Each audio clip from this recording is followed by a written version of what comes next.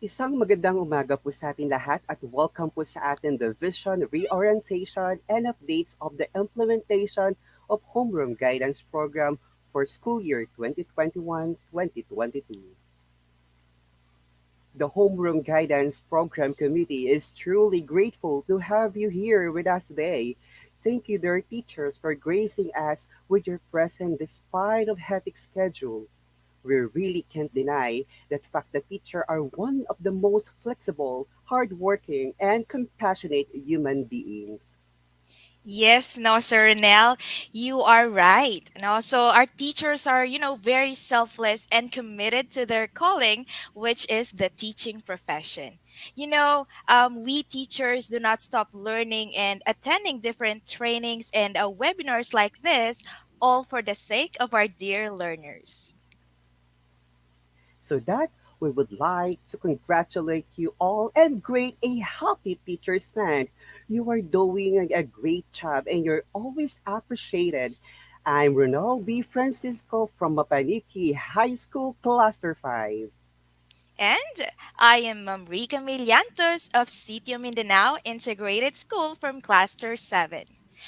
Greeting you all Greeting you happy and blessed Tuesday. Tuesday. Ayan, welcome again to our division reorientation and updates on the implementation of the Homeroom Guidance Program for this year 2021-2022. At this blessed and beautiful Tuesday morning on 28th day of September, time check, it's 8:05.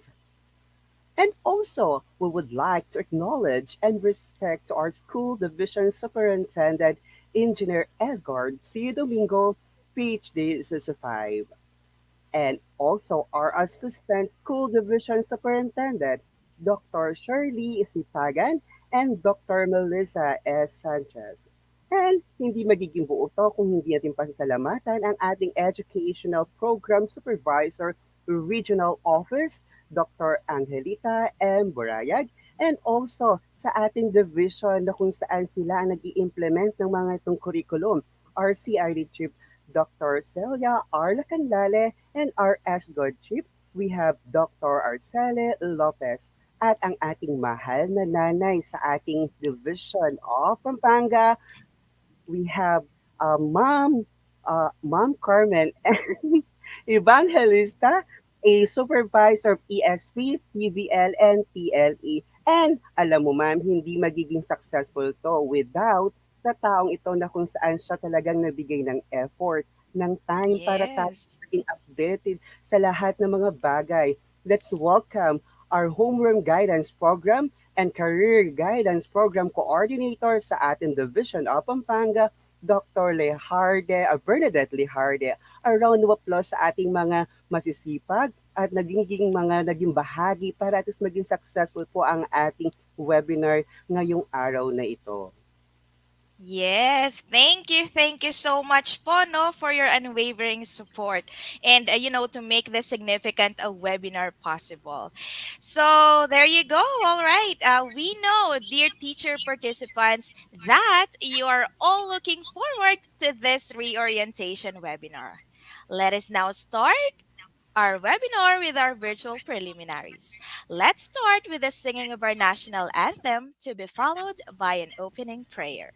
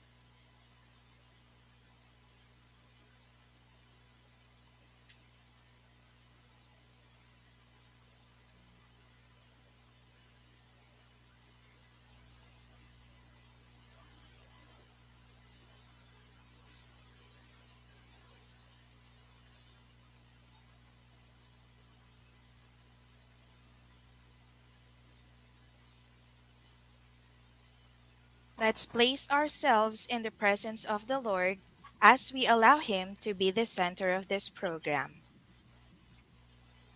Dear God, we offer everything to you during this webinar. May we ask for your blessing and divine providence that the activities set for this undertaking be successful and effective. May we also retain the invaluable knowledge and learning experiences that we derive from this activity for actual application when we leave this platform. We pray that you bless the committees in charge, that they fulfill their parts responsibly, and that the objectives they have set may all be achieved. Your generous blessing would mean the success of this webinar. We know that without it, we can do nothing. Grant us your divine wisdom as we go about our daily task after this webinar. This we pray in the name of the Father, and of the Son, and of the Holy Spirit.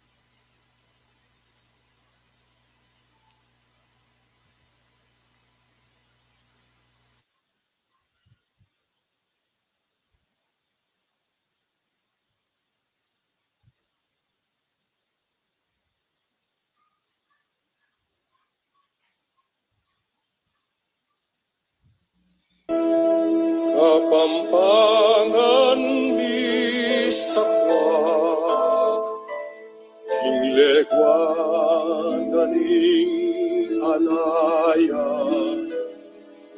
Gabunding pantas at marangal, Sibul ning lubut karinading tepangan, Batis ning katalaruan,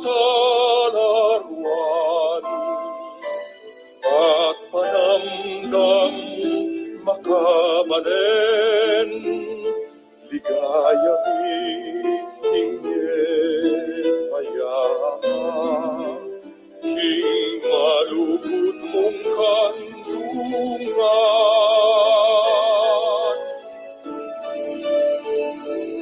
Kapampangan sa lening leguan, Kapampangan sandalaning katimawan,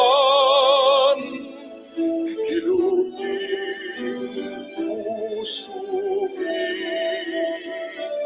atin kang dambana,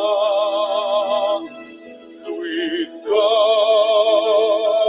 luit ka, palsintan ming Kapampangan. Luit ka, palsintan ming Kapampangan. Kapampangan sa lening leguan, Kapampangan sandalaning katimawan, Hilugin puso atin kang dambana, luit ka, palsintan ming Kapampangan, luit ka,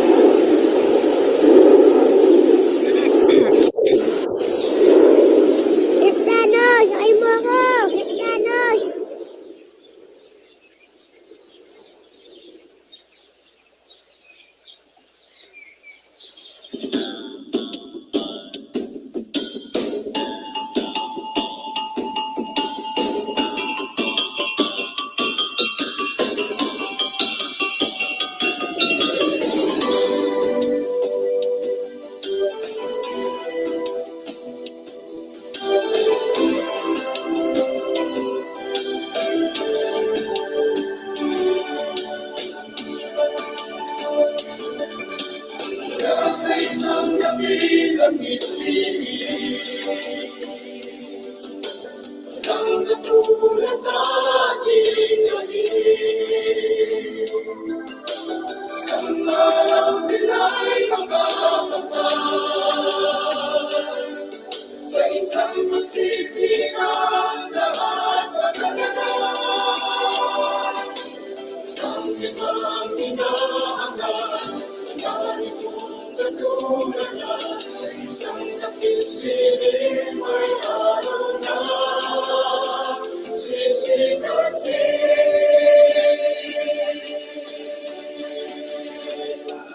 Aking iiwan ang iwawin, ang patungkol sa iyong tatanawin. Bawat tawag ako'y aking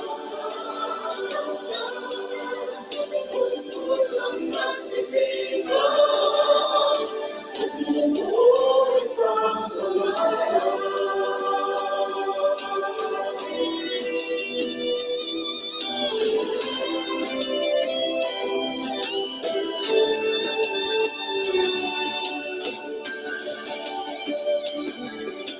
sa isang banda may unting-tingin, di biglas ng ipaibig.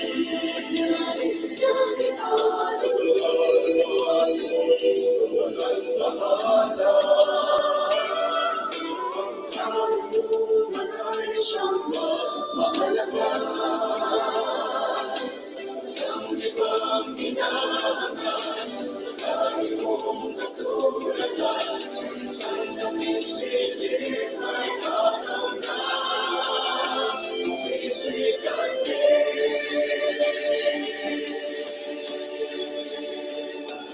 Aking iiwan ang iwawin, ang patungkol sa iyong tatanawin.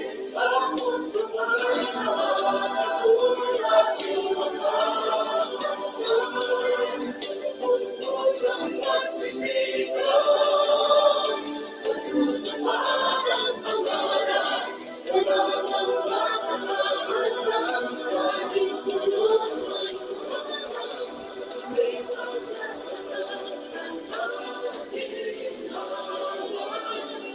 Labis ng ating pagdagwan, at buhay na hinahanap, natayan mo ay siyang magkagawan, matulungan.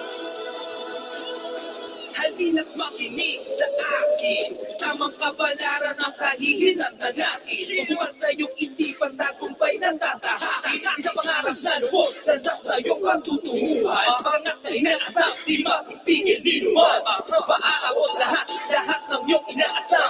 Kasipagan ng sagot, salat ka man sa kayamanan. Buksan ang pahina ng mga aklat ng karunungan. Edukasyon, ating kailangan, kapamangan, ating iwanan. Peace! Aking iiwan ang iwawin, ating tanawin, patungkol sa iyong tatanawin. Kinabukasan bawat bayan, pilitin mo gawin, puspusan ang pagsisigaw, pag-asa ay yakapin. Ang edukasyon ng kayamanan kahit di naman, isang pangarap ang tutupad, pagsisigawan ng lahat. Kaya mo yun, kaibigan. Mapupuno isang pangarap.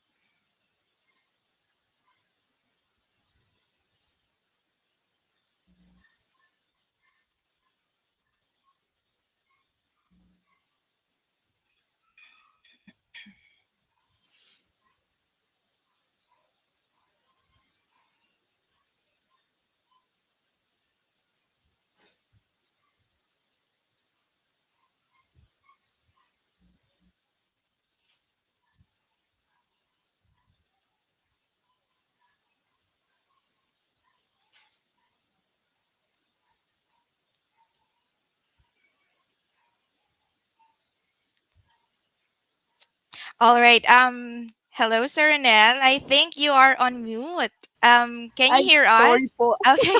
All right, that's fine. Ayan, sabi ko nga po ma'am, ang isang pangarap ng mga ating mag-aaral ay tunay na para sa kanila. Dahil sa despite po ng pandemya, pinapakita po natin na hindi po tayo o hindi sila nahuhuli sa ganito. So ang pangarap ng ating mga mag-aaral ay ibigay natin dahil tayo ay tunay na facilitator para sa kanila. And once again, welcome po at Maya Payabak po Kyokongan. Ayan, welcome po sa ating division reorientation and updates on the implementation of the Homeroom Guidance Program webinar. Hoping that you're all doing great today and sit back, relax, and happy watching. And gusto po namin makita sa ating mga participant. Ma'am, tignan mo, no? Nanonood din po ako sa live.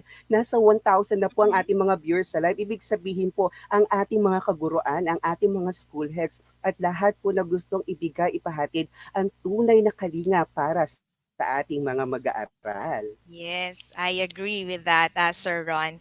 So, ano na, we are very excited to know who are with us today, right, Sir Ron? Yes. Yes So, I po. think yes, so participants, teacher participants, you can comment down, no, Sir Ron, their names Yes. and their Mm-mm. school as well as their cluster number for them to be recognized. So, Sir Ron, Yes. let's read some comments Yes po. from our dear Good teacher watching po participants. from Candaba Central School. Candaba West. Ayan, sa aking mga kabalen, Candaba. Yes, no? So, meron din tayong tagapanood from Santo Tomas Elementary School, no? Happy morning po, no? Watching from Mexico Elementary School from Mexico South District. Ayan, from Ayan. Corazon Rodriguez, no? From San Isidro Elementary School, Bacolor, Pampanga. Ayan, we have also here Diana F. Yanko. Good morning po. Watching from San Juan, Banyo High School, SDO, Pampanga. Ayan. Mhm. And we also have um Sir Neil Franz Maliksi, no, watching from Apalit. Ayan. We have also Ma'am Bridget Erika Macasias. Good morning po. Watching from Paralaya High School. Ayan. And ma'am, wag po natin kalimutan ang ating eskwelahan. Okay, good morning po Ye- sa aming school head, Ma'am Martes de Di Palacio from Mapaniki High School Cluster 5. Ma'am, siya po ay nanonood ngayon. Ma'am, magandang umaga po.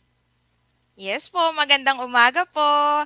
And also, syempre, no, I shouldn't forget, no, my beloved school head from Sitio Mindanao Integrated School, Sir Lyndon Q. Batayola. He is also watching right now. Hello po, happy watching po, no, to all our dear Yes teacher po. Hi. participants. Yes po. We really appreciate your time and your effort. Thank you for sharing this moment with us today.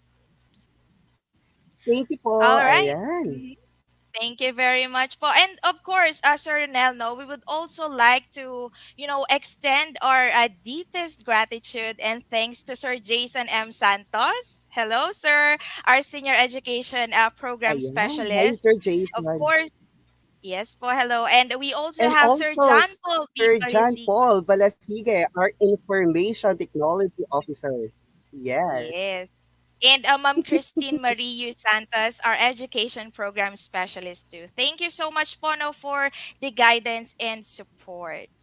And I would also like to take this opportunity, Sir Ron, to express Yes. our sincere thanks to our technical working group, Ma'am Carolina Ibe, hello po ma'am, Ma'am Viola Marilia, Ma'am Annalyn Calma, Hi, and of ma'am. course, hello po, and of course, Sir Christian T. Gonzalez, no, who's currently driving the technical flow of this webinar. And thank you very much po, Sir Christian, Yes for po. always Ayan. assisting us. All right. There you have it. So, Sir Ron, moving right along, it is now my honor to call in our Yes, STO ma'am. dynamic leaders, no, to give us their inspirational message. Let us be inspired and be emboldened as we listen to an inspirational message from our dynamic, no, and ever supportive Assistant Schools Division Superintendent, the one and only Dr. Melissa S. Sanchez. Happy morning. Thank you for our gorgeous MCs for this morning. Maya payabak po kaya katamungan.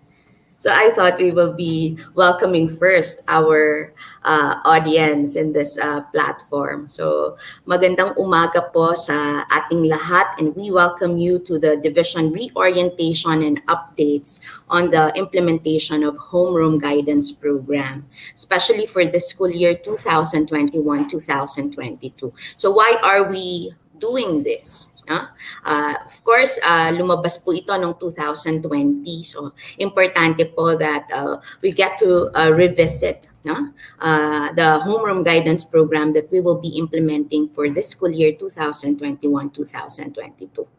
Unang-una po ang aking pagbati sa lahat. Ipinaaabot po ng ating Schools Division Superintendent, Engineer Edgard C. Domingo, ang kanyang pagbati sa bawat isa.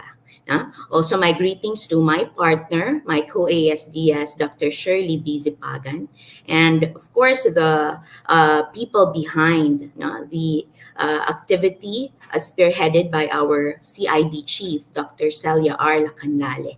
And thank you for the invitation, Ma'am Bernadette Lijarde. And I think later on, we will also be joined by Ma'am Maria Carmen Evangelista. And our guidance advocates themselves, through our resource persons who are going to walk you through the entire implementation of the homeroom guidance program. So when we have the HGP, it's another unit, so meaning it is part of the loading ng ating mga teachers. Pero as we do this, what I just want to tell you is it's very important that we understand the homeroom guidance program at its core, so that we can appreciate that indeed the program is a comprehensive, developmental, and proactive program. That was the very design of the homeroom guidance program, because it's important that each of us, as teachers, understand and appreciate the homeroom guidance program as it is intended to be. It is supposed to complement the other learning areas. Minsan kasi it might be seen as something na additional. Siyempre, meron din siyang sariling modules. Tapos, it also is part of the loading. So, ibig sabihin, it takes time for us to have it as part of our class programming. But ano yung importante? Kasi napakahalaga po niya. Kailangan na maintindihan po natin na this is really what binds yung pinaka-goal natin of producing our holistically developed learners. Kaya napaka-importante. And when this was released, let's remember that it is also in the context of crisis during the time that we are in a pandemic. We are very much interested not only in the academic excellence of our learners, but more so in their mental health. So napaka-importante po, since education is supposed to be social in nature, pero in the event that we have implemented it na walang face-to-face engagement, although some might have parang the platform has been different, has changed from a face-to-face to virtual. So at least somehow meron pa ring face-to-face yon, Pero majority, for example, of our learners during the first school year that we have implemented it, used modular approach. So yun yung nawawala, di ba? Yung engagement ng mga bata sa isa't isa, yung engagement ng mga bata sa teacher. So, how do we, for example, implement the goals of the homeroom guidance program in the context that we don't see our learners as much as we do, no, during the time that there was a face-to-face engagement. So, yun yung mga challenges actually na meron tayo, and these are the areas where our resource speakers later on will help us, no? Para noon, when we implement this, kumbaga, we are actually have one standard, diba? We have common mga ginagawa, and later on we will also get to think of ano yung mga best way and strategic ways of implementing it. Ako, when I have attended, for example, the homeroom guidance orientation such as this, sabi ko nga, I would love it, no, to have videos ba yan, simulation ng kung papaano, no? Because we want to see it. Although at this point, ang gagawin natin, syempre, we have to learn it, and at the same time, the exploration will really start when we get to engage, no, already with our learners. But meanwhile, that we are yet to see that, no, in the actual na practice, no, we may do well to listen very attentively to those who are going to help us, so that really we can be successful in implementing this. Kasi part of this is the development, diba, of the lifelong learning skills of our learners.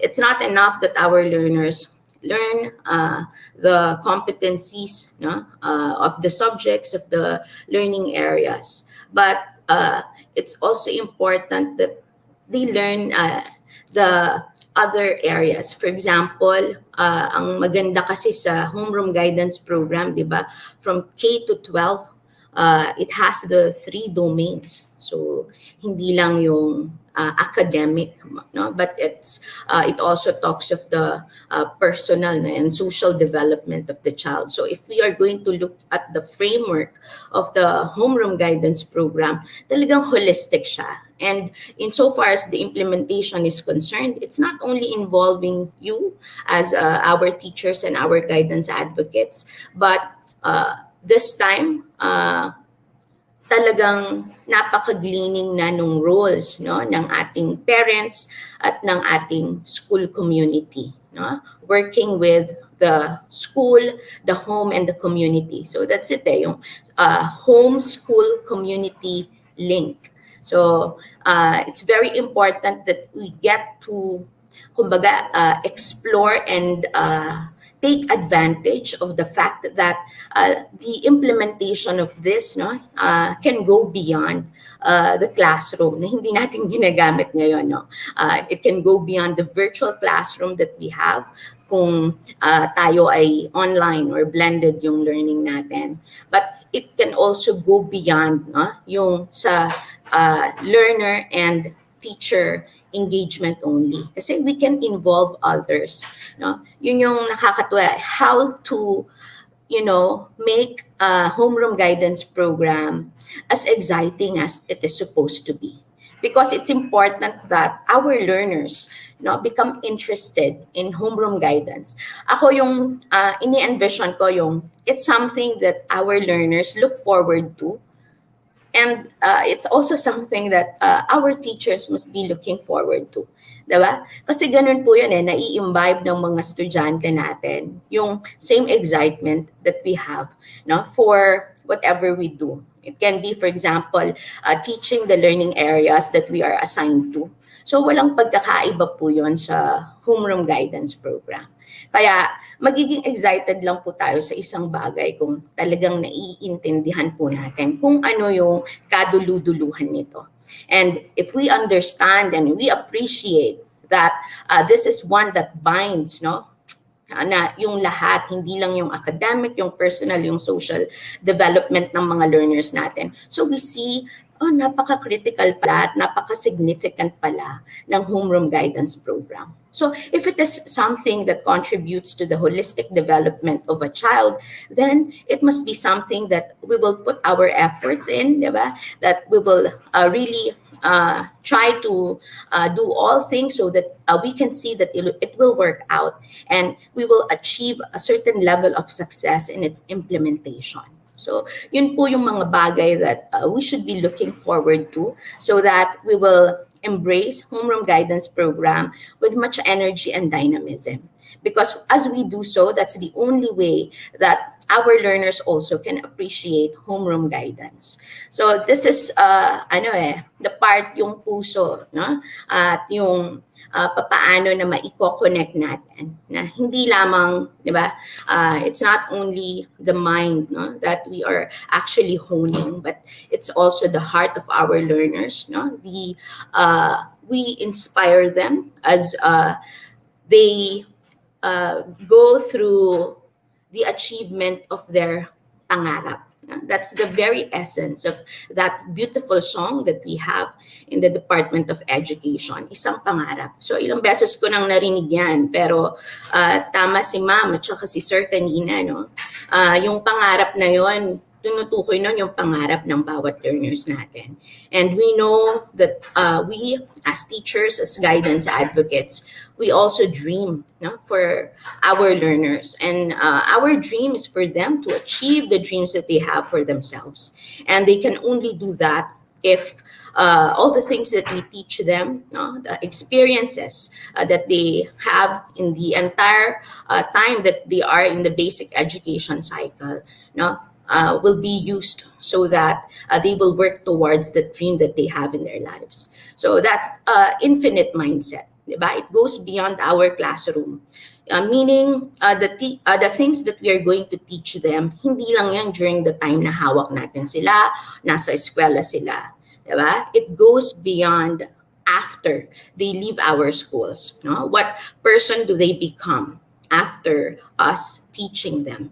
That after them learning from us. So yun po yung napaka-importante. So it's just like a seed na pag tinanim natin, hindi naman natin agad na makikita yung bunga. No?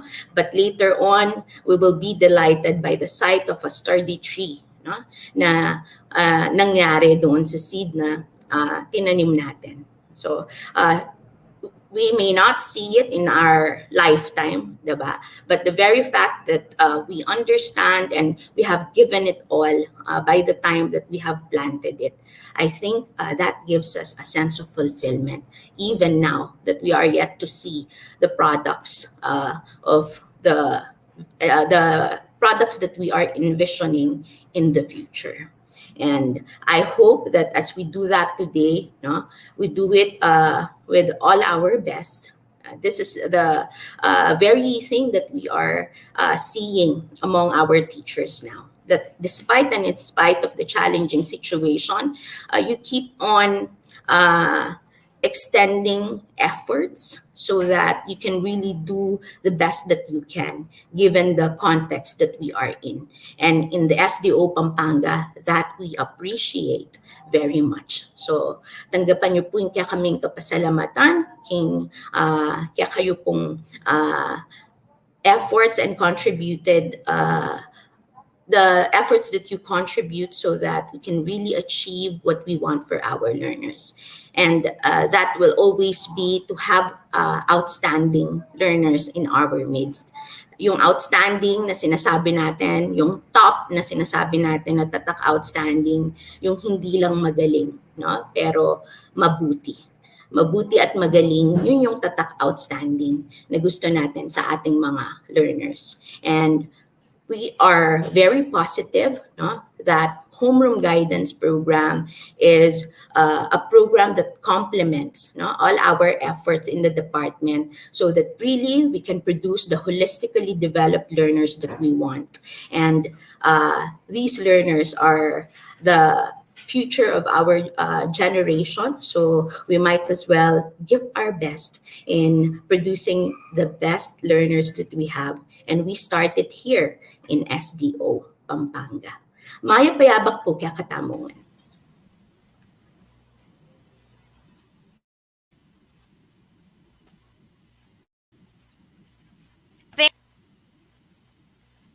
Dr. Melissa S. Sanchez, our Assistant Schools Division Superintendent. No, Sir Renel, her message, no, as always, no, Ayan, ma'am. is Maraming very. salamat po. Sabi nga po, tatak, outstanding, huwaran, at attitude po Mhm. yung kailangan para biyataring anak.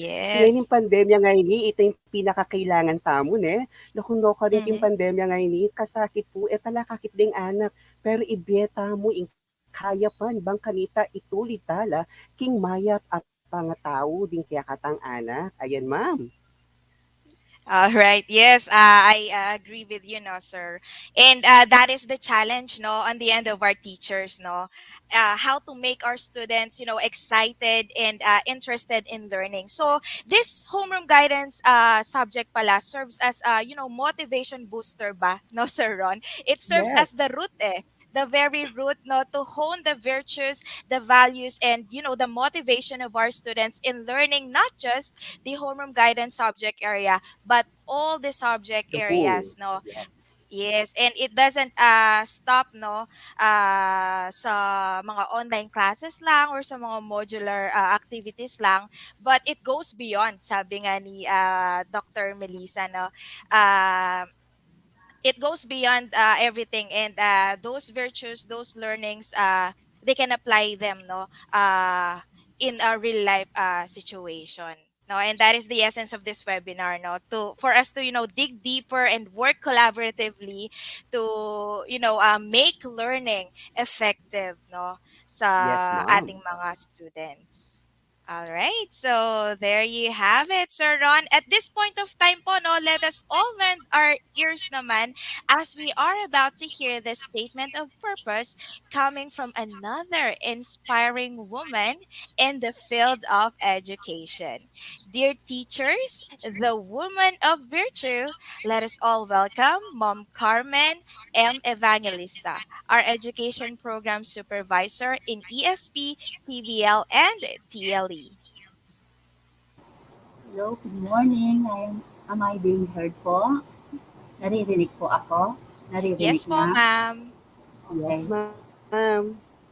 My respect to our Regional Education Program Supervisor, Dr. Angelica Burayag, to our Schools Division Superintendent, Engineer Edgard C. Domingo, our two ASDSS, Ma'am Shirley Sipagan and Ma'am Melissa Sanchez, our two chiefs, Ma'am Celia Lacanlale of CID and Ma'am Arceli Lopez of SGOD, our public schools district supervisors, school heads, both elementary and secondary. Indeed, we are highly indebted and truly grateful for your support in the implementation of the homeroom guidance program in the division. Likewise, to our division coordinator in homeroom guidance and career guidance program, Ma'am Bernadette Lijarde, who spearheaded this activity, to our resource speakers, the DCT team, our technical working group, my dear participants, greeting of peace and prosperity to all. And now, for the objectives of this activity, first we have the activity specifically aims to orient the participants on the revised implementation guidelines of homeroom guidance for school year 2021-2022. Second, familiarize the participants in crafting different teaching materials in homeroom guidance, such as contextualized and localized homeroom guidance modules and RBA scripts. Third, help the participants identify and comprehend the most essential learning competencies and monitoring and evaluation tools for homeroom guidance. And lastly, guide the participants on how modules, teaching resources of homeroom guidance can be effectively delivered through teaching demonstrations. My dear participants, have a fruitful learning journey.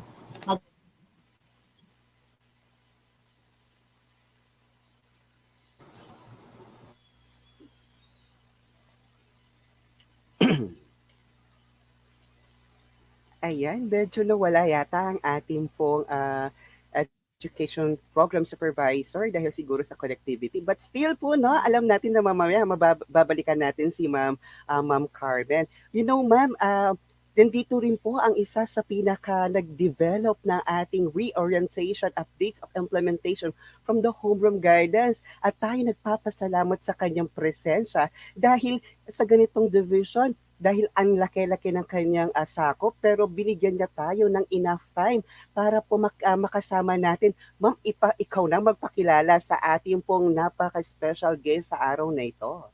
Yes, Sir Rono. So at this juncture po, no, let us all be emboldened with the inspirational message of our educational supervisor or educational program supervisor in the regional office for her inspirational message. So Ronel, let us give the virtual floor to Mom or to Dr. Angelica M. Burayag.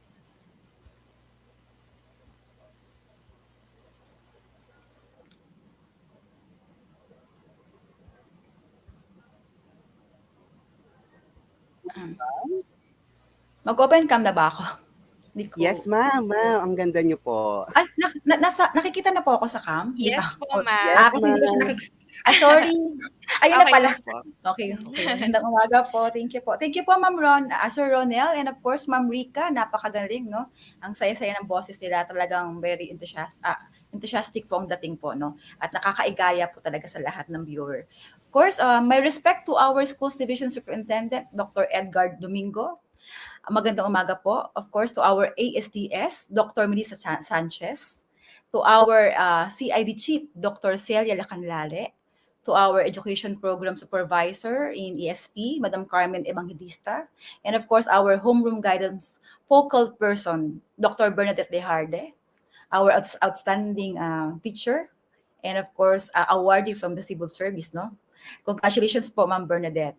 And of course, to all the school heads, all the homeroom guidance focal person, and of course, teachers po from the division of Pampanga po.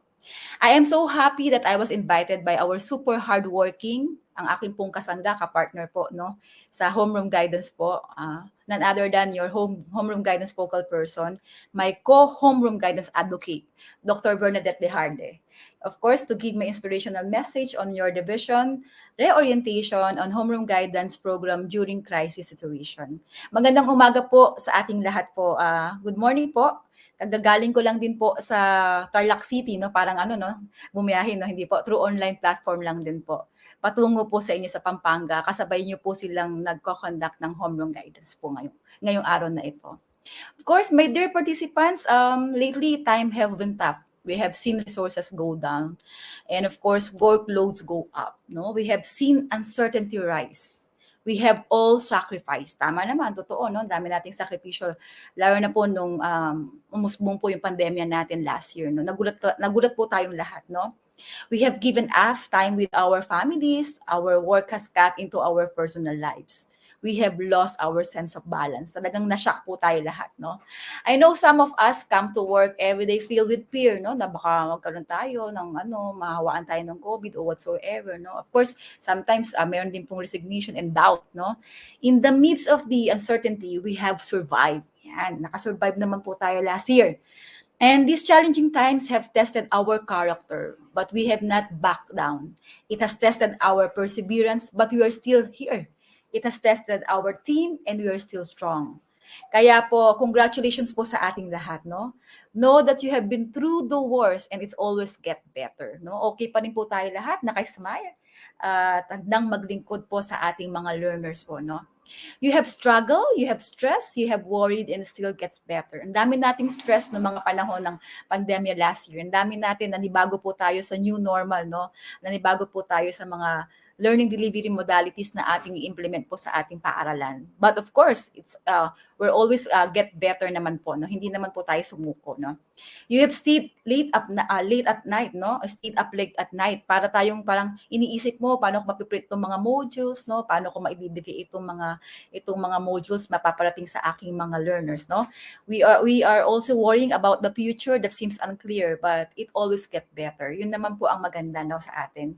And of course, the best we can do in challenging time is of course appreciate each other. Kaya po Isa pong pagsaludo po sa lahat po ng ating mga frontliners, sa lahat po ng ating mga teachers, ng mga school heads, sa ating po mga education leader po, sa ating mga SDS, ASDS, sa lahat po ng bumubuo ng Department of Education. No? We have to celebrate our accomplishment. No, despite of our challenges, we are still making a difference. Do not struggle in silence. Share your story, not as victim, but as survivor. For sure, ang dami pong survivor sa atin. At panibagong pakikipaglaban na naman po ngayong school year 2021-2022. No? Of course, remember that God makes the impossible possible. No? And of course, today we should be proud of ourselves, proud of our accomplishment last year, proud of our schools. We come together in partnership for our learners. No? Sila po ang sentro po ng ating effort po. Kung bakit tayo nasa Department of Education ay para sa ating mga learners, which is our future leader po. In this context, this webinar or orientation will give us an updates, of course, on homeroom guidance program during crisis situation. I believe that by participating in this webinar, we are in the right place and the right time. Together, let us accelerate the exchange of ideas and scaling up of good practices and embracing homeroom guidance program in our district. Lagay po natin sa puso po natin ang pag-implement ng homeroom guidance program para po sa ating mga mag-aaral. I am especially pleased that the discussion of all the resource speakers will inform the high level of learnings with regards to the new approaches, of course, in teaching, no, the learning in the new normal of homeroom guidance program. No, matagal na po kasi yan before nung tayo nag-aaral at ngayon po ulit, no, nagkaroon po ulit ng ni-revitalize po ulit ang guidance program po. I am confident that you will find new ideas and fresh energy to sustain your effort in support of the Learning Continuity Plan in the Homeroom Guidance Program in our department, the Department of Education. I wish you all a very successful webinar. Congratulations in advance po. At maraming salamat po sa inyo pong pag-iimbita sa akin. Mabuhay po kayong lahat. Isa po muling pagsaludo sa lahat po ng ating mga homeroom guidance implementers. Magandang umaga po sa ating lahat at magandang buhay po. Thank you po. Ayan, maraming salamat po, Dr. Angelica Brayag po. Maraming salamat po sa inyong effort and time at nakasama po namin kayo Thank ngayong you araw po. na ito. This time, ma'am, no, at least, no, dahil po hindi po, malawak po ang Pampangan, Division ng Pampanga, at hindi natin sila makapakilala isa-isa. But this time, no, ma'am, gaano ba natin kaalam ang Pampanga para malaman natin ang bawat distrito? Ipapakilala na lang natin ito sa bawat munisipalidad na distrito ng ating mga kasama ngayon. So, ayan, magbabasa mo tayo ng comment, ma'am, bago po tayo magsimula sa ating pong first resource speaker. Ayan, good Yes, morning po, sir. watching from San Antonio Elementary School, Mexico South District. Ayan. Yes, no. So, we also have teachers from Santa Monica Elementary School sa Sumuan District, Pampanga. Ayan. Say good morning po kay Ma'am Jeneline Sarmiento Yumol. Ayan, good morning po, ma'am. Yes, and we also have Sir Emelito Manlapas, no, watching from San Simon High School. We have also Ma'am Ella Marian Lakap. Good morning, watching from Santa Cruz Elementary School, Lubao West District. Yes, ang dami nating mga teacher participants, no? So we also have Ma'am Richie Kayanan watching from Paralaya Elementary School. Ayan. So, lahat po ng ating mga kasamahang kaguruan na kung saan nag-motivate at i-enhance pa ang homeroom guidance sa ngayong taon, maraming salamat po. Ma'am, tanungin nga kita, last year po nang inimplemento, ano po ang ginawa mo para po at least ma-accomplish mo ang end year report ng ating pong homeroom guidance? Nabigla ka rin ba tulad ko? Yes, sir, actually, because unang taon sa pagtuturo, no, napasabak ako, no, sa isang napakalaking responsibilidad, no. Of course, it's all for the sake of our dear learners. So, yun, collaboration, no, collaboration, and we are always, having webinars, trainings like this to, find ways, no, find different techniques and strategies on how to implement this homeroom guidance program amidst the pandemic, the COVID-19 Yes, situation. yan. So same situation po tayo, ma'am. But this time, ma'am, no, ating pong pasalamatan ang ating kasama sa ating senior na kung saan siya po ang nag-accomplish para maging smooth po ang ating technical ngayon. Maraming salamat. I-acknowledge ko lang po si Sir James Henson of Porac National High School and Sir Jose Joel Pogi para sige from Maquiapo Elementary School. Ayan, maraming salamat po sa ating technical para po maging smooth po tayo ngayon, no, ma'am? Ayan. So, ma'am, Yes. Thank you bawat very much po. webinar, meron po tayong rules and regulations na kung saan pananatiliin natin maging smooth, maging maganda ang ating pong webinar ngayong araw at magiging bukas po, ma'am. Yes. So before we read those house rules, no, or webinar rules, no, dear participants, do not forget, no, to fill up po our attendance link. Ayan po, nasa ano po siya, nasa banner sa ilalim, no, so you can accomplish that attendance form po. All right. So let us now proceed to our house rules or webinar rules for this day. Ayan, sige po. So of course, we need to show up on time, no? We have to remain on mute, or we can turn our microphones off while the webinar is going on, as well as your webcam. And while the webinar proper is ongoing, you can take note in advance any questions or concerns, and they will be answered during the open forum. You can also turn off your camera during breaks and answer the evaluation link before the end of the program. So there you go, Sir Renel. Ayan. So, lahat po ng ating mga programa ay merong matrix na kung saan ito yung ating alituntunin ng pagkakasunod-sunod.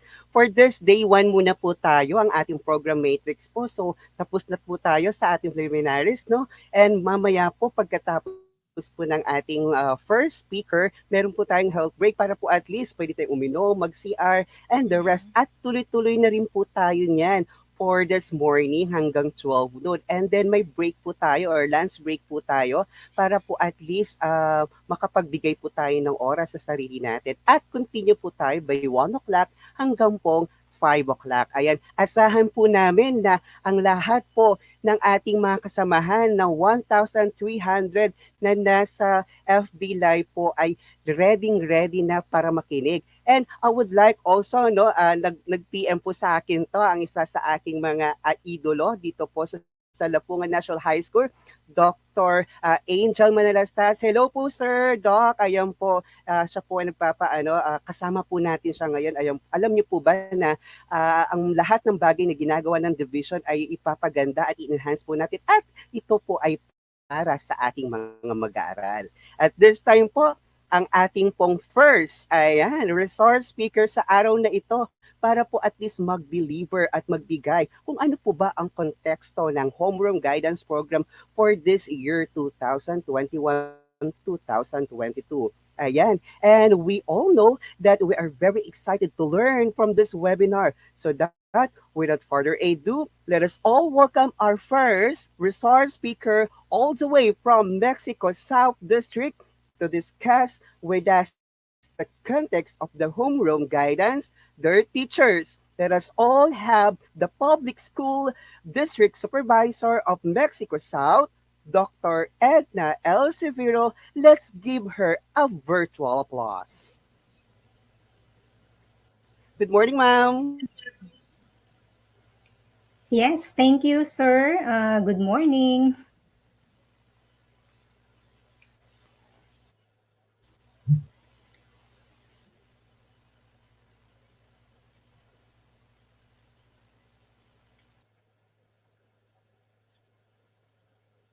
Okay? Pa, yung po munang presentation,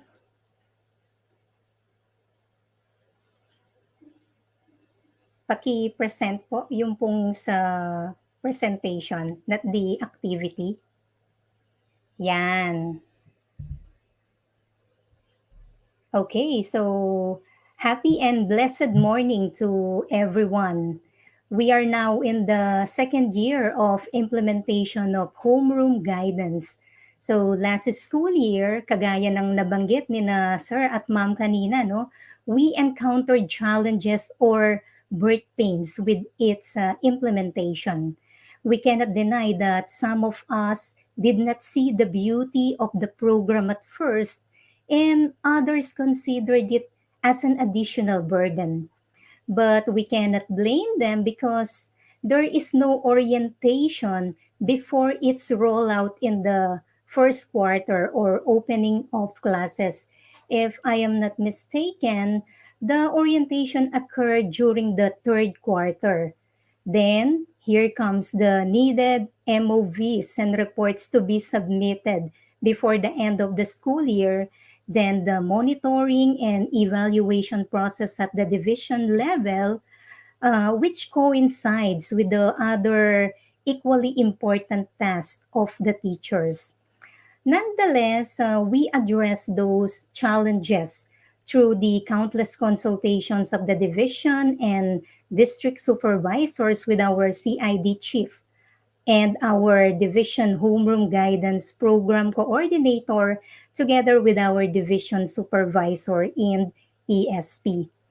So today I am optimistic that this reorientation will shed light on the importance and benefits of homeroom guidance to our learners from kinder to grade 12. Next slide, please. Okay.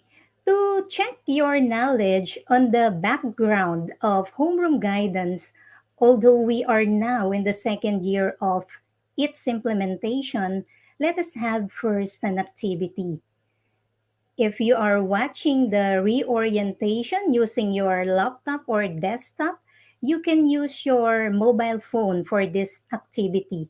So in your browser, type www.kahoot.it or you can open the Kahoot application. Okay, yan. So please enter the game pin 7575344. Okay, so once again, just type www.kahoot.it and enter the game pin 7575344.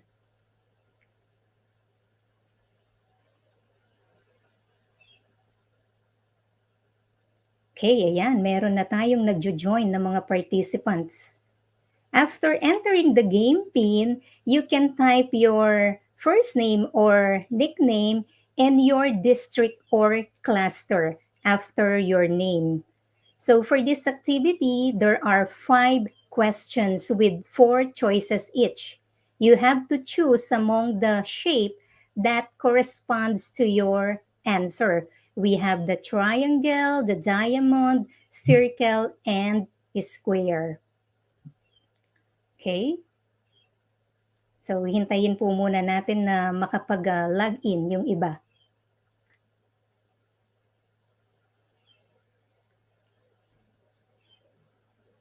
Okay, so dumadami po yung nagjo-join sa ating activity. We already have 90 players, okay?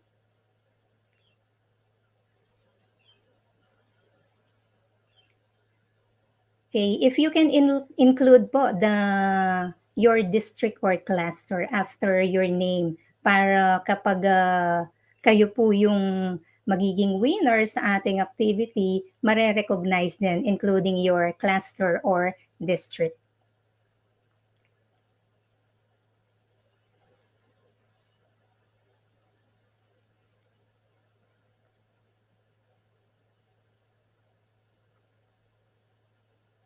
Okay, so I repeat po, there are 5 questions po, no, in this activity, and there are 4 choices po for each question.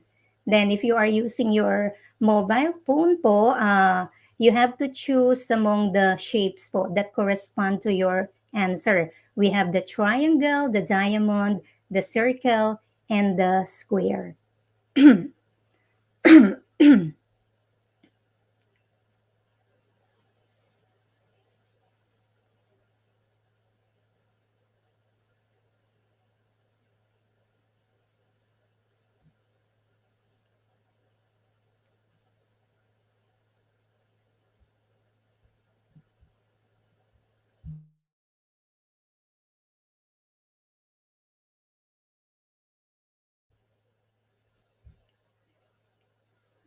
Okay, so let us wait po for the other participants to join po the activity.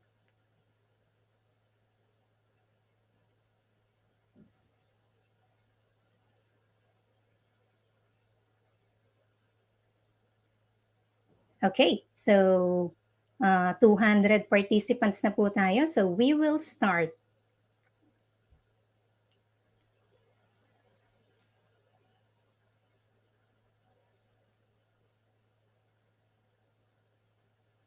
Okay, so here is the first question. Homeroom guidance comprises of 3 domains except for the triangle, career development. For the circle, we have guidance development, and for the diamond, it is academic development. Then for the square, personal and social development. What is your answer?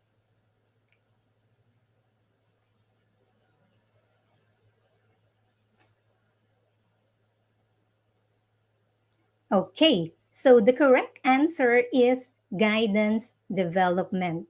So 16 of you get the correct answer.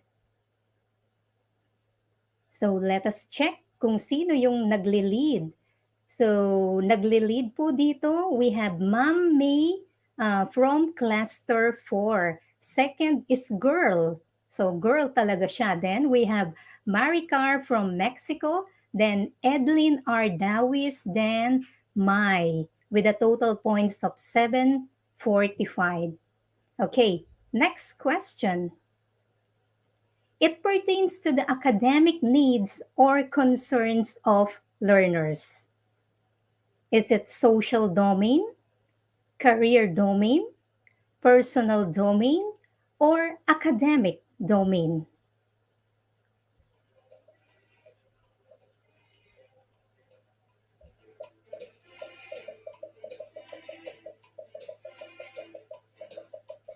Okay, ang bibilis nilang sumagot. Parang alam na alam kung ano yung sagot dito sa ating second question.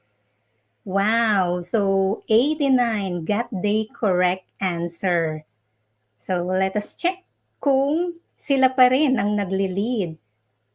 Okay, this time, nagli-lead po is Ma'am Edlin R. Dawis. But I don't know po kung anong district or cluster siya, no?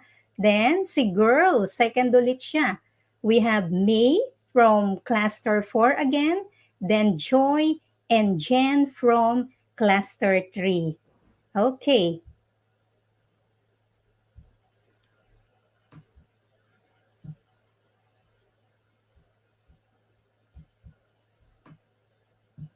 Okay, parang naghang ang ating activity.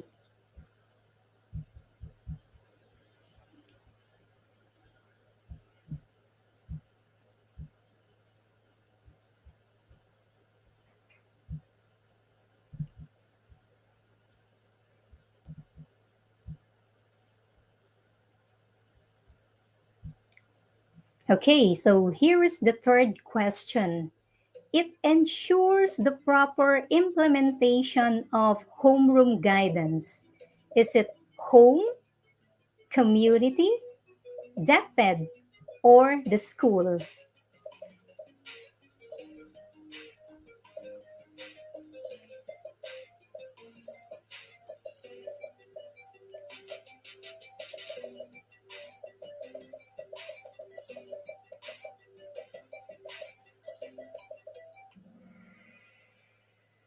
The correct answer is letter D. So 31 of you got it right. Okay, so this time, Ma'am Chelsea is leading po our activity, followed by Ma'am Edlin R. Dawis, then third si Girl. We also have Ma'am May from Cluster 4 and Joy. Okay, next, fourth question. Homeroom guidance promotes the following except guidance services, rational thinking, healthy behavior, or positive discipline.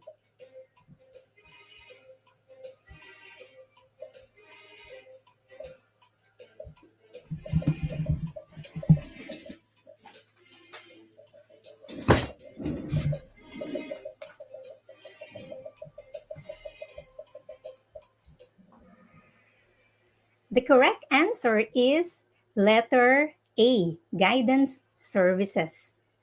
So only 29 got the correct answer. Who's leading this time? So, it's Ma'am Joy. So, tumaas no yung rank ni Ma'am Joy. Followed by Sir James, then Ma'am Erica, then Ma'am Apple, and Ma'am Chelsea. For the last question, it is considered an information component of mental health in the K to 12 curriculum. Is it research and evaluation, or counseling, or homeroom guidance? And then we also have mental health.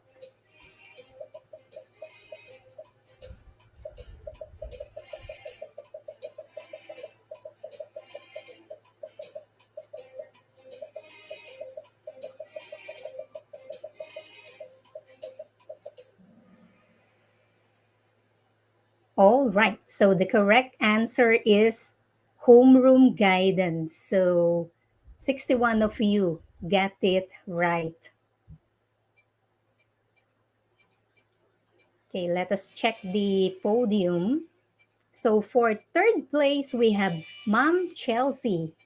Second place is Mom Erica, and our winner is Mom Joy. So congratulations po to all of you, and thank you po for participating in our activity.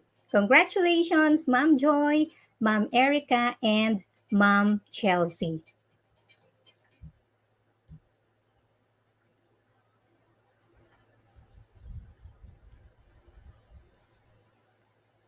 Okay, may I request the technical team to please present my slides once again? Okay, next slide tayo, sir. Okay, thank you. So, why homeroom guidance? During this pandemic, it is crucial to address learners' life skills development, which will empower them to overcome the different challenges and adapt to the what we call new normal. With our current educational setup, due to the crisis, the learners are mostly affected, not just because they are still adjusting to distance learning, but because they are also deprived of going out. Homeroom guidance is said to be a responsive and proactive program in addition to the existing academic programs under K to 12 curriculum. But it is not a formal learning area and should not be part of the computation of grades. It is considered an information component of mental health, and it is part of the information services that is primarily under the guidance and counseling program. For the information of the guidance designate in the elementary level, aside from information service, there are other guidance and counseling services like individual inventory services, the counseling services, research and evaluation, and others. But due to the pandemic, there are no other available mechanisms to deliver guidance and counseling services. Hence, homeroom guidance serves as a tool that would promote proactive, preventive, and educative methods to promote learners' development of life skills. Next slide, please. Homeroom guidance complements the department's goal to produce holistically developed Filipinos. When we say holistic development, it means the learners understand themselves. They have problem solving skills. They make informed decisions. They achieve academic success. They plan for their future and respect individual differences. What does homeroom guidance do? It promotes rational thinking, healthy behavior, and a positive disposition. Rational thinking pertains to students' ability to think logically. For example, decision making. In homeroom guidance, we teach our learners to consider the pros and cons before doing actions or making decisions as early as kinder. Healthy behavior is doing things that will be helpful for their development. For example, students can choose appropriate activities to develop their skills, spiritual development, interpersonal relations, and stress management. Then, for positive disposition, it pertains to students having the right attitude, especially in difficult situations. We often hear that the right attitude or positive disposition is certainly a trait that can make or break your day. This pandemic has taught us the importance of having a positive mindset, and we are hoping that this health crisis will end soon for us to move on to the next normal after this new normal. Next slide, please. In developing the homeroom guidance program, these issues that our students are confronting or facing were considered. What are these issues? Academic failures, school dropouts, bullying, drug addiction, teenage pregnancy, no? This issue is not only part of the issues in the secondary level, no? Sometimes it also happens in the elementary level. Then we have unhealthy sexual behavior, online and social media addiction, confusion or poor career choice, and other challenges. We can say that homeroom guidance is a responsive program that equips learners with competencies to address issues not included in the formal learning areas but essential to their development. This is the beauty of homeroom guidance. We do not only hit two birds with one stone. Instead, we hit numerous birds with one stone. Next slide, please. Moving on to the homeroom guidance philosophy. Homeroom guidance believes that every learner is unique and can develop themselves using their learning and experiences. Homeroom guidance value the importance of family, school, community, government, and other institution in the development of learners. Next is the homeroom guidance vision. Next slide, please. A while back, I mentioned that homeroom guidance complements the department's goal to produce holistically develop Filipinos. Homeroom guidance dreams to produce learners who can work for the common good of society while upholding the international standards. Next slide, please. And for us to attain the vision, it has to address the learner's academic, personal, social, and career development needs. And it should be done in a developmental, comprehensive, and proactive manner. But then again, with the collaborative efforts of family, school, community, and other institutions. Next slide, please. All right. In this slide, you can see the homeroom guidance curriculum framework. Homeroom guidance comprises of three domains: academic development, personal and social development, and career development. The standards and competencies of homeroom guidance are anchored on legal bases such as the 1987 Philippine Constitution, Republic Act 10533, 9155, and others, and the different DepEd issuances. Also, it is anchored on specific theories in consideration to the needs of Filipino learners and society.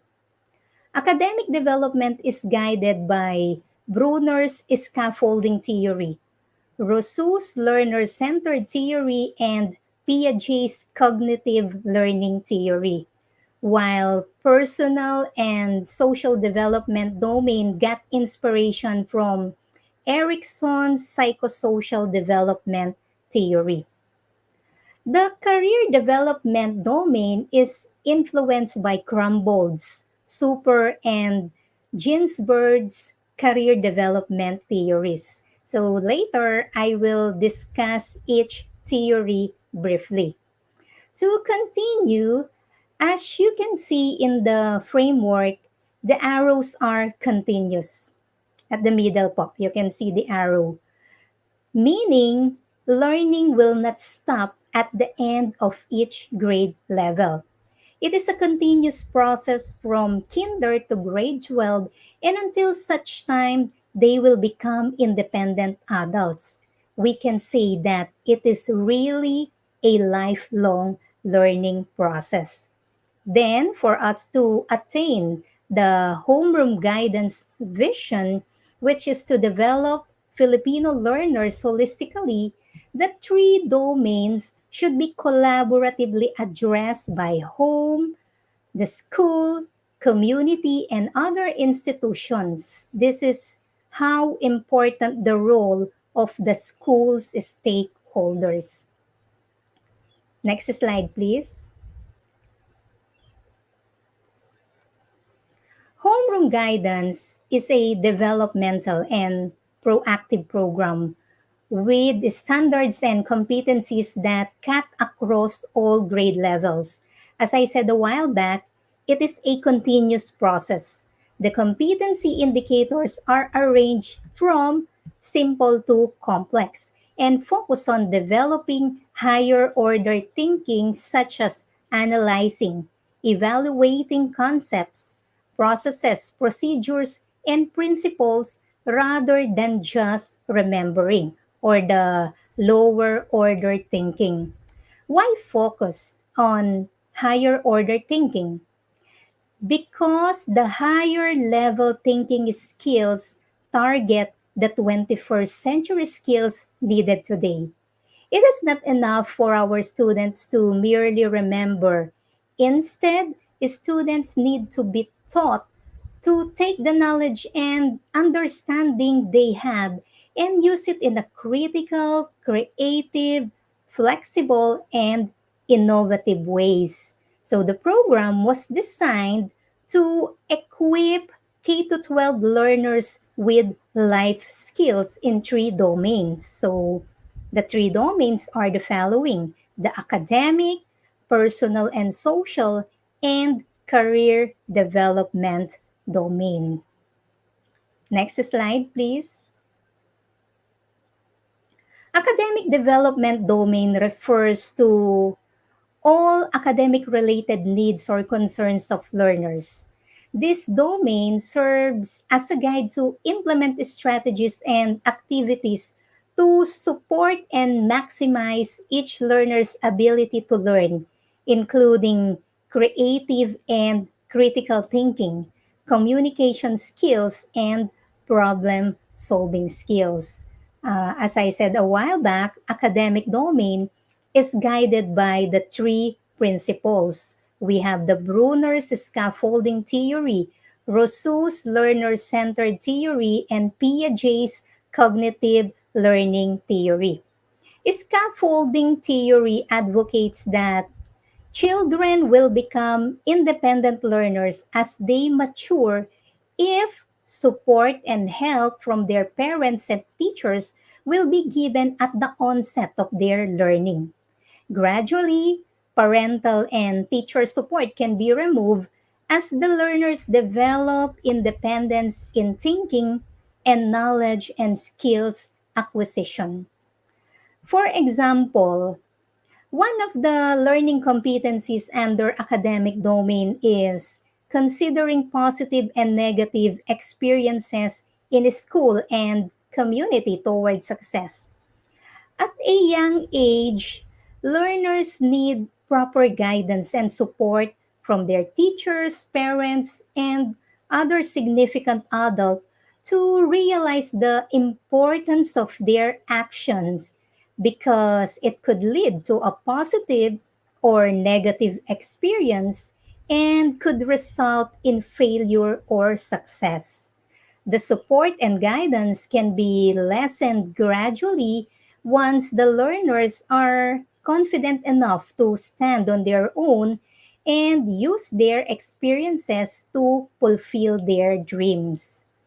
Then the Rousseau's theory stipulates that learners' experiences should be top in designing the learning process. If learners' experiences are ignored, take note to our ano po, no, dear elementary school teachers, most especially in the kinder level, if learners' experiences are ignored, thinking will be limited and understanding of lessons will be hardly attained. While Piaget's theory believes that learners gain knowledge and go through the differences between what they learned and the existing realities. Next slide, please. All right, so we have here the personal and social development domain. It pertains to concerns or issues affecting learners' individuality or self, relationship with others, and their interaction in community. We equip the learners with intrapersonal and interpersonal skills, self awareness, coping with emotions and stress, and resilience in this domain. The personal and social development domain got inspiration from Erickson's psychosocial development theory. His overview of social and emotional development was considered in crafting the standards and competencies for the second domain.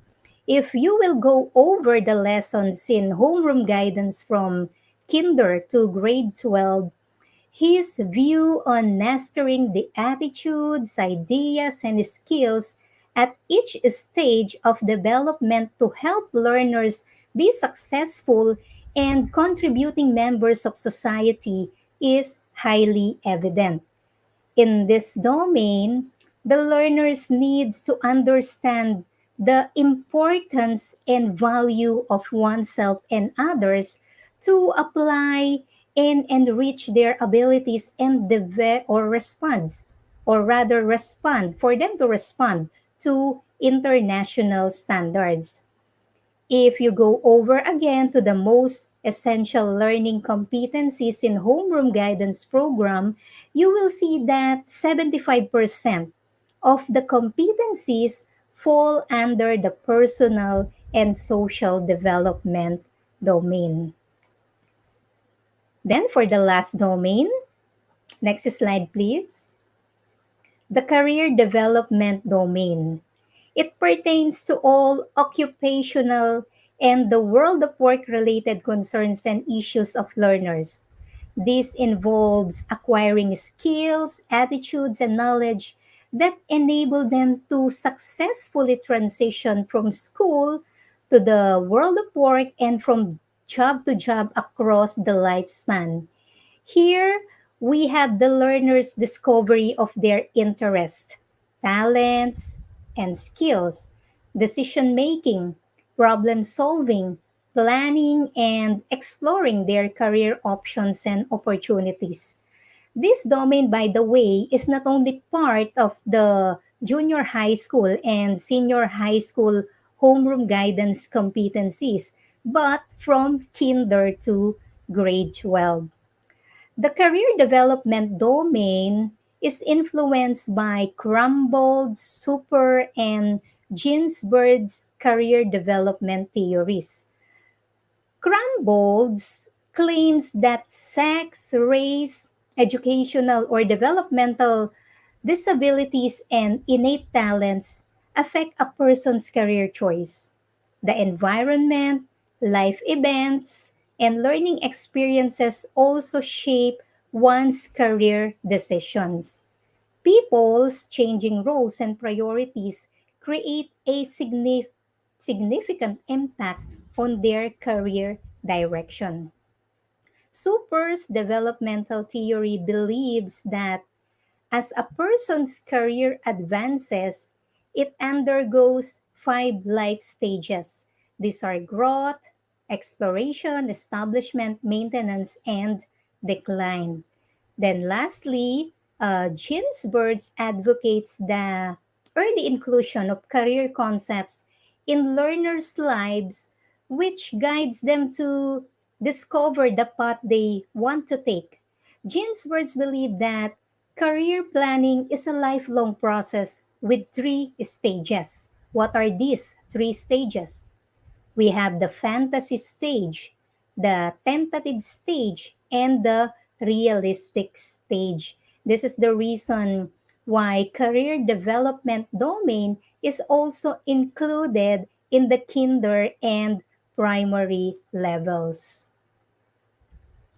Next slide, please. Let us now talk about the roles of school, home, and community and other institutions. The role of the school is to ensure the proper implementation of homeroom guidance that leads to the development of the learner's life skills in the three domains. The school works with the home and community for the realization of the homeroom guidance vision. Home plays a vital role in the learner's life skills development through consistent support, involvement, and collaboration with the school and community. Then, the community and other institutions reinforce the development of learners' life skills through their engagement in the school programs and activities. It also serves as a support system of the school as they craft policies, programs, and projects that are relevant to the philosophy, vision, and mission of homeroom guidance. So, in homeroom guidance, shared governance and shared responsibility are essential. Okay, next slide, please.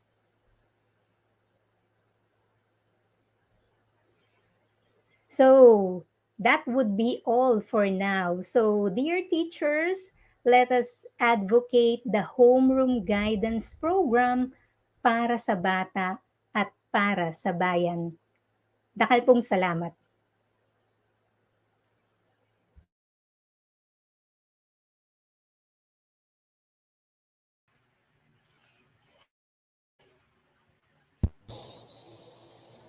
Ayan, salamat po Dr. Edna L. Severo sa kanyang napaka-comprehensive discussion. Alam mo ba ma'am, no, nag-take note ako habang nanonood. Siyempre, sabi nga, di ba, dapat meron tayong papel para at least, no, meron tayong parang feedback about doon sa kanyang diniscuss. And alam mo ba na napakaganda ng kanyang topic, no? Dapat natin alam kung ano ba talaga ang pinopromote ng domain ng homeroom guidance. At isa na dito yung rational thinking, healthy behavior, and also positive disposition. At totoo yun, diniscuss po niya kanina na ano ba yung mga issues ng mga bata nowadays sa pandemic wherein doon po sa school ko talagang nangyayari po talaga ito, yung mga academic failure, bullying, school disposition, ayan, drug addiction, and yung pregnancy, no, at saka yung mga ibang concerns ng mga bata. And also, diniscuss po niya yung philosophy, mission, vision, yung homeroom guidance framework na kung saan meron tatlong domains doon. Kung natatandaan ko pa, yung academic, personal and social, and yung career development domain. At yung rules ng school community at ng ating mga nag-implement ito. So maraming salamat po, Dr. Edna, sa napaka-comprehensive na discussion. Yes, no. Thank you very much po, Dr. Edna Severo. So there you go. I think Sir Ronel, This no, time, ma'am, no, it's I think, ayan, go ahead, sir. ayan. So this time, ma'am, no, bibigyan natin ng enough time. Mm.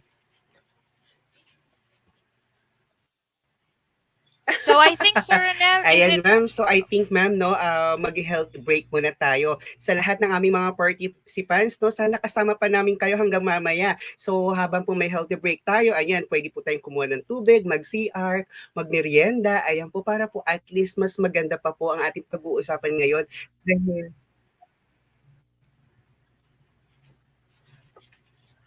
Ayan. So I think Sir Ronel is currently experiencing some technical issues, no?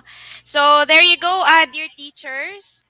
Let's have a quick health break po muna, no, for I think 5 minutes, no? So we're giving you 5 minutes to, have some refreshments. You can stretch your bodies and eat some snacks to awaken your mind and body for the next discussion.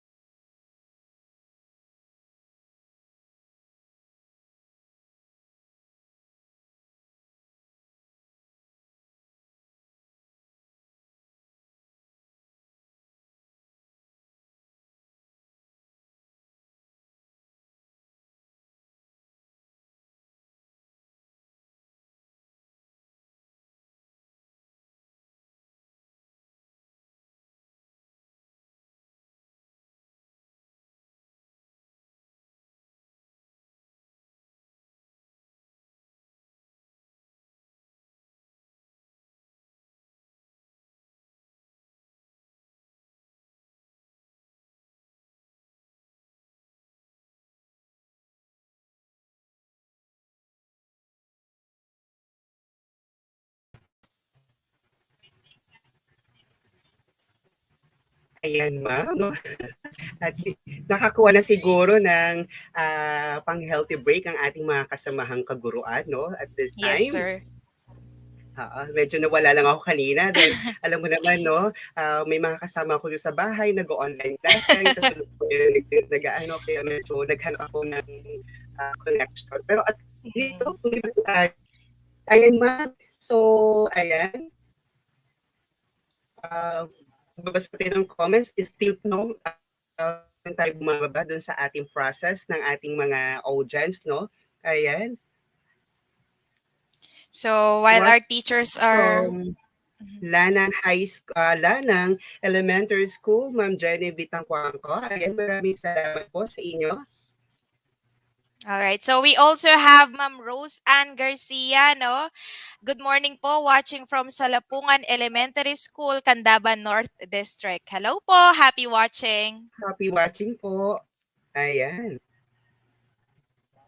Ano pa? Sino pa ba, Sir Ronel, yung mga kasama natin Ayan. ngayon? Also, Ma'am Shar Espiritu from watching from San Agustin Elementary School, Arayat East District. Ayan, ma'am. Mhm. And we also have Ma'am Ranzel Paulino, no, sir? Good morning po, watching from Sebitanan Integrated School. Ayan. Hello We have po. also Ma'am Mary Ann Baluca. Good morning, watching from Santo Niño Elementary School, Magalang South District Division, Pampanga. Mhm. And we also have Ma'am Jeline Pangilinan. Good morning po, no? Watching from Planas Elementary School. Ayan. We have also from Ma'am Edeline Ramos Dawis, watching from Bacoor High School Cluster 4 SD Panga. All right. So we also have Ma'am Zohar or Zohar B. De Jesus. Hi po from Malino National High School Cluster 7. Hello po. Happy watching. We have also Sir Aristotle Evangelista Maria Paabak po, watching from Candaba Elementary School, Candaba West District. All right. Ayan, And ma'am. sino pa ba? Mhm.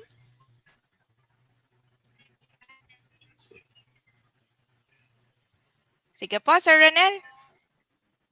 Ayan, tuloy-tuloy lang po tayo. Ma'am Michelle Francisco, ayan, kapilido ko po. Good morning po, watching from San Miguel Elementary School, Mon, Pampanga. Yes. And we also have Ma'am Minda Baking. Now watching from Calantas Elementary School, Florida Blanca West District. Ayan. So mamaya ma'am, babanggitin pa natin yung iba, no? And I think ready na Yes. po ang ating next resource speaker. Yes po, no? And we do hope, teachers, that you were able to, do some stretching, drink some water, and condition yourself as we dive into our next topic. So, dear teachers, allow me to introduce to you our next resource speaker. She was an alumnus of New Era University and graduated with a degree in Bachelor of Science in Psychology. She also had her master's degree in guidance and counseling in the same university. Currently, she is the designated guidance counselor and ESP coordinator in Guillermo de Mendoza National High School and the vice president of a Guidance Counselors Association of Pampanga. Ladies and gentlemen, dear teachers, let us all welcome Ma'am Celia Macaspac Ocampo.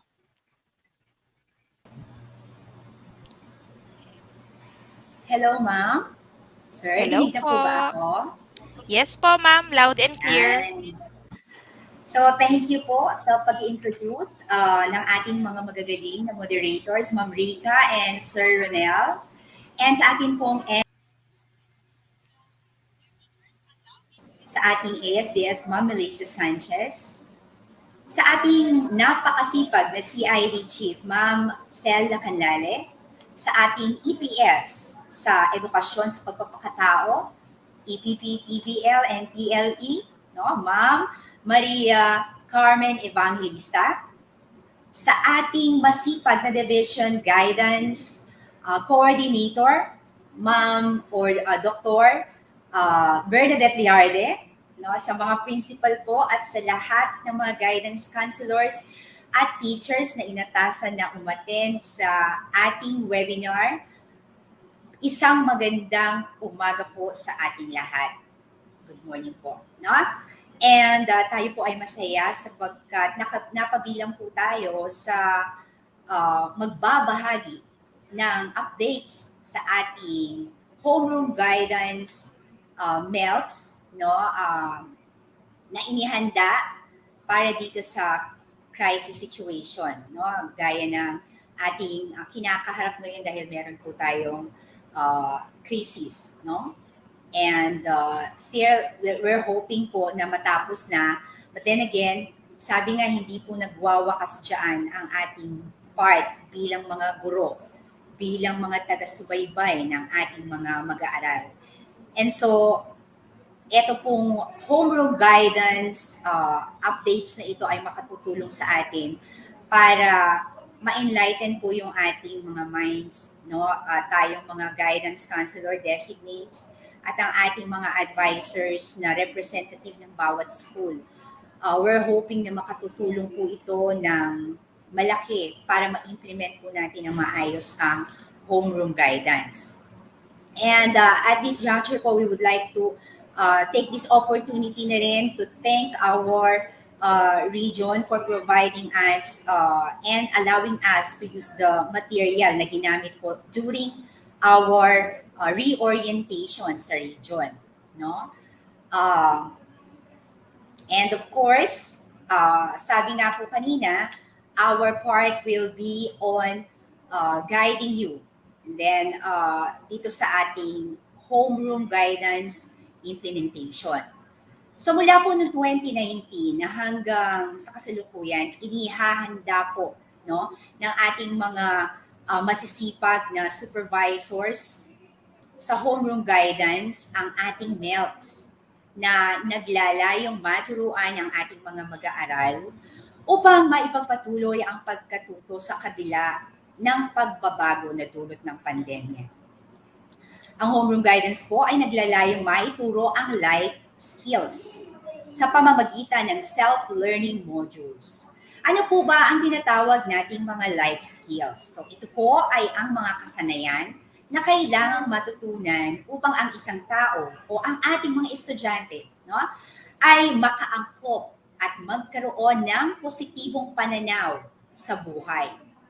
Sa ilan sa mga ito ay problem solving, critical thinking, effective communication skills, decision making, creative thinking, interpersonal relationship, self-awareness, empathy, coping with stress and emotion.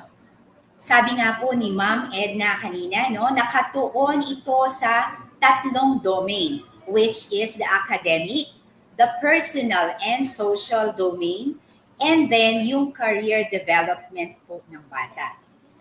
So, ngayong araw po ay naaatasan tayo na magbigay ng gabay sa inyo, no? Sa pagtuklas ng mga mahahalagang impormasyon tungkol sa homeroom guidance MELCs. Ang pagre-revisa po ng MELCs ay inangkla upang matugunan ang mga napapanahong kasanayan na kailangan ng mga mag-aaral, no? Kagaya nga nung nabanggit natin kanina. So bilang panimula po, narito po ang ating objectives o layunin ng Division Reorientation on the Implementation of Homeroom Guidance during crisis situations. So yan. So number 1 po, discuss the most essential learning competencies of homeroom guidance. So dito po, no, tatalakayin natin ang MELCs from kindergarten, no, hanggang sa senior high school po. And then number 2, explain the homeroom guidance policy pertaining to most essential learning competencies. Iisa-isahin po natin ipaliwanag ang homeroom guidance policy para guided po tayo sa pag-implement nito. Okay? And then number 3 po, identify the modules released per level and per quarter. So pag-usapan po natin ang mga bilang ng na-release na modules per level po at per quarter. And then number 4, last but not the least, compare the list of modules released in homeroom guidance with the modules the class advisors have. So titingnan po natin ang ating mga listahan, kung nagmamatch ba ang bilang ng mga modules na nai-compile na natin bilang mga advisors, nung mga nakaraang panuruan. Kasi alam naman natin na na-implement ito last year, no? So before we proceed po with our discussion, we would like to ask for your cooperation po in our activity na tinatawag nating pre-test. No? Uh, yan. Mag-choose lang po kayo ng letter and then you have to type in your answer in the chat box, no? Or in the comment section. Yan po. So ipa-flash po ngayon yung ating mga questions. Okay, meron po kayong 5 seconds o 5 segundo para pumili ng letra. And then type na lang po sa ating chat box. I'm sure handa na po tayo. Okay, ito po yung number 1. Homeroom guidance is a comprehensive developmental and proactive program that blank, letter A, equips learners with competencies to address issues not included in the formal learning areas but are very essential to their development. Letter B, develops learners to be a productive Filipino citizen. And then C, equips learners with academic, personal, and citizenship competencies. And our 5 seconds starts now.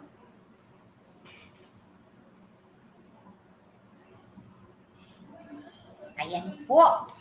I'm very sure marami nang nakakaalam po nito ng ating tamang sagot. Ano po? Okay. So the correct answer is, pakita po natin sa ating slide ang tamang kasagutan. Ayan po. Homeroom Guidance is a comprehensive developmental and proactive program that, letter A, equips learners with competencies to address issues not included in the formal learning areas but are very essential to their development. So kung nakuha niyo po ang tamang sagot, napakagaling. Congratulations po. Okay? So number 2 naman po tayo. Next question po. Ayan po, thank you. The following are the 3 domains found in homeroom guidance MELCs. Nabanggit na po natin kanina yan. So letter A, academic, personal and social and values. And the letter B, academic, personal and social and citizenship. And then letter C, academic, personal and social and career. Our 5 seconds starts now. Okay, tignan po natin ang tamang kasagutan. Alright, so letter C po ang tamang sagot. The following are the 3 domains found in homeroom guidance MELCs. Academic, personal and social, and then career. Okay, napakahusay. Ang daming nakakakuha ng tamang sagot. And number 3 po. Okay, what domain in the homeroom guidance MELCs has the most number of competencies across all levels and quarters? Letter A, career domain. Letter B, academic domain. Or letter C, personal and social domain. Our 5 seconds starts now. Okay, let's see the answer po kung tama ang ating sagot. Okay, ang tamang sagot po ay letter C, personal and social domain. So among the 3 po na domain, career, academic, and then personal, ang pinaka most number ng competencies across all levels ay yung personal and social domain.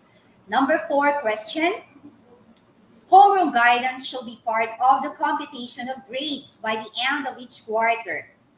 Letter A, yes. Letter B, no. Or letter C, I'm not sure. Our 5 seconds starts now. Ayan, pakita po natin ang tamang sagot, sir.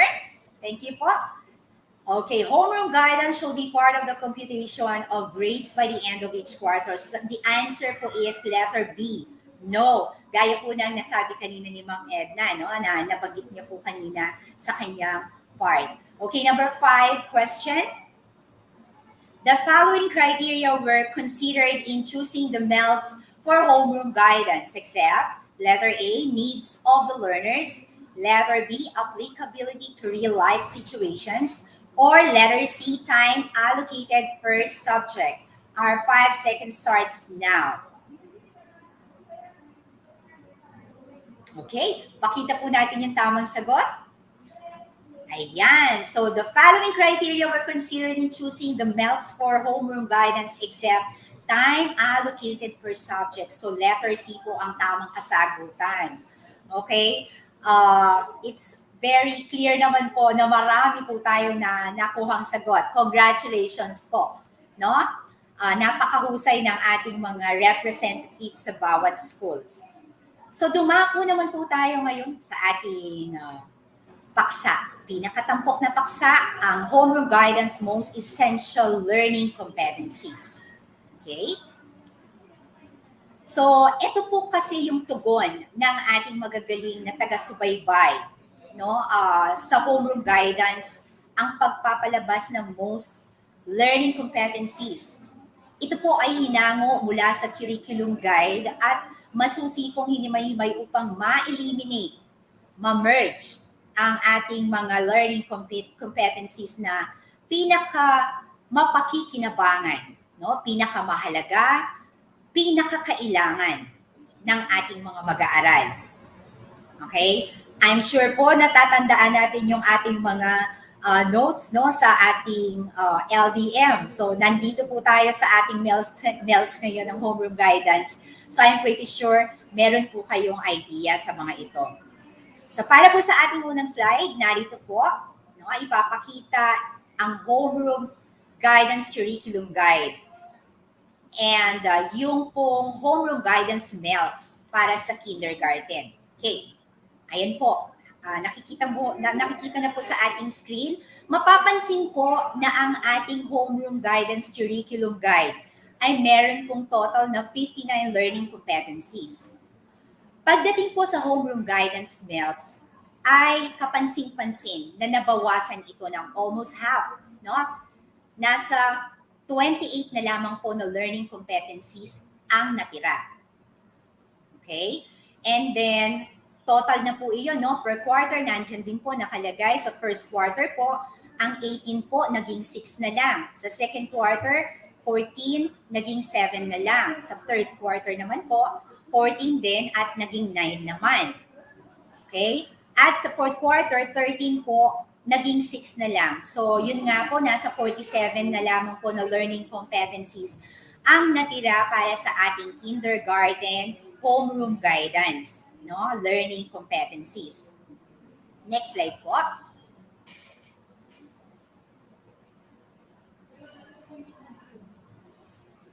O yan. Nasa primary level naman po ang nakikita nyo sa ating screen, no? Primary level includes grade 1 up to grade 3 po. Pansinin po natin sa ating first quarter. So yung total po na 20, naging 8 na lang po siya. Okay? Sa second quarter po, ang dating 14 ay 8 na lang din po. And then third quarter, 18 po. Okay? Naging 8 na lang din po. And then yung fourth quarter po, which is 14, naging 9 learning competencies na lang po ang natira. So meaning, half po, no? From 66 total learning competencies ng ating homeroom guidance curriculum guide, naging 33 na lang po siya. So 33 na lang po na learning competencies ang natira sa ating homeroom guidance. Okay? At maaari po na ang learning competencies na na-eliminate, no, ay na-merge sa susunod na level pala. Kasi po, by level nga po ang pagtingin natin dyan. Kung mapapansin niyo po, balikan natin ang kindergarten, yung kanina, no, marami ang nawalang competencies and maaari pong dahilan yan ay na-merge ito, no, sa susunod na level. Kasi po, alam natin na ang ating mga kindergarten ay hindi pa po ready sa pagbasa at pagsulat, no? So, dumako naman po tayo sa ating susunod na level, which is the intermediate level. Yan. includes grade 4 up to grade 6 po. Okay? Nandyan po ang ating total number of competencies under ng Homeroom Guidance Curriculum Guide na 103, no? Naging 41 na lamang po na competencies under MELS. No? Kita po natin ang malaking pagbabawas nito. No? Again po, maaari po na marami ang magkakahalin tulad kung kaya't pinagsama-sama na lamang po ito na hindi naman na isasakripisyo ang focus sa paglinang ng pagpapahalaga sa pagsasabuhay ng mga competencies na ito. Yan. Dumako naman po tayo sa susunod na level, which is the junior high school. And it includes grade 7 hanggang grade 10 po. Ayan. So, nandyan po ang ating total na 91 under Homeroom Guidance Curriculum Guide. Naging 36 competencies na lamang po pagdating sa ating Homeroom Guidance MELS. No? Ano pong ibig sabihin nito? Maaari po na madami sa learning competencies ang recurring o magkakatulad. Kaya pinag-merge at nirephrase at pinagsama-sama po sila at binago ang salita upang makabuo ng tiyak at malinaw ang learning competencies ng junior high school. Okay po, next slide po. Thank you. Ayan, sa senior high school naman po tayo. That is from grade 11 hanggang grade 12. From the total of 53 learning competencies under Homeroom Guidance Curriculum Guide, naging 19 na lamang po ito sa Homeroom Guidance MELS. No? So, pansinin po natin na napakadami din ng nawala dito sa ating senior high school learning competencies pagdating sa ating MELS. Ano po kaya ang ibig sabihin nito? No? Maaari po na yung ating mga competencies na dati nating ibinigay sa mga grade 11 and grade 12, nakita po kaya nagkaroon ng pagbabago na natackle na po siya sa junior high school. Kaya maaaring tinanggal na po ito sa senior high school para hindi po ito magpaulit-ulit. No? So, makikita din po dyan na sa ating senior high school, wala po siya kahit na isang academic domain at hindi rin po nag-focus ng tungkol dun sa career domain. So, personal and social domain lamang po ang natira. And that is a total of 19 learning competencies sa ating Homeroom Guidance MELS. So, ang laki po ng pagbabago, ano? Ito po kasi ang nakita ng ating mga taga-subaybay. No? Ang gagaling po kasi imbes na paulit-ulit na ituro, no, makita sa learning competencies ang mga minerge nila or yung mga nirephrase nila, at least nagawan po ng paraan para hindi po tayo masyadong maraming competencies na nakikita sa ating Homeroom Guidance MELS. No? So, okay. Dumako naman po tayo ngayon sa ating susunod na slide. No? Okay. So, pagkatapos po natin ipakita sa inyo ang mga pagbabago sa Homeroom Guidance learning competencies, dadako po tayo sa mga policies. Babalikan po natin, no? Yung nabanggit kanina ni Ma'am Edna at palalawigin pa natin ang ating pagbibigay ng impormasyon or updates tungkol dito. So makikita po natin sa bandang ibaba na yan po ang source natin, DMCI 2020-00155. Homeroom Guidance Curriculum is essential to ensure access to quality guidance and counseling services for all types of learners. Hence, different learning modalities will be made available in the implementation of the Homeroom Guidance Program. Okay, tama po, no? Kung yung ibang academic subjects natin ay hindi tayo magpumahog, no, na maghanap ng pagkakataon or ng way para po ma-deliver natin ng maayos, ng simple, ang ating mga learning competencies. Ganun din po sa homeroom guidance. No? Actually po, yung second day po ng ating webinar, makikita po natin na hindi lamang tayo nakafocus sa modular learning style. No? Ibabahagi po sa atin on our second day ang iba't ibang pamamaraan, no? Blended learning modality. Makikita po natin yun bukas. Okay? Next slide po. Ayan. So again po, nandyan po yung ating source. Ito po yung ating homeroom guidance MELCS composition. No? Gaya po ng nasabi kanina, meron tayong tatlong domain at 75% of the homeroom guidance MELCS are from personal social development domain. No? Bakit po kaya?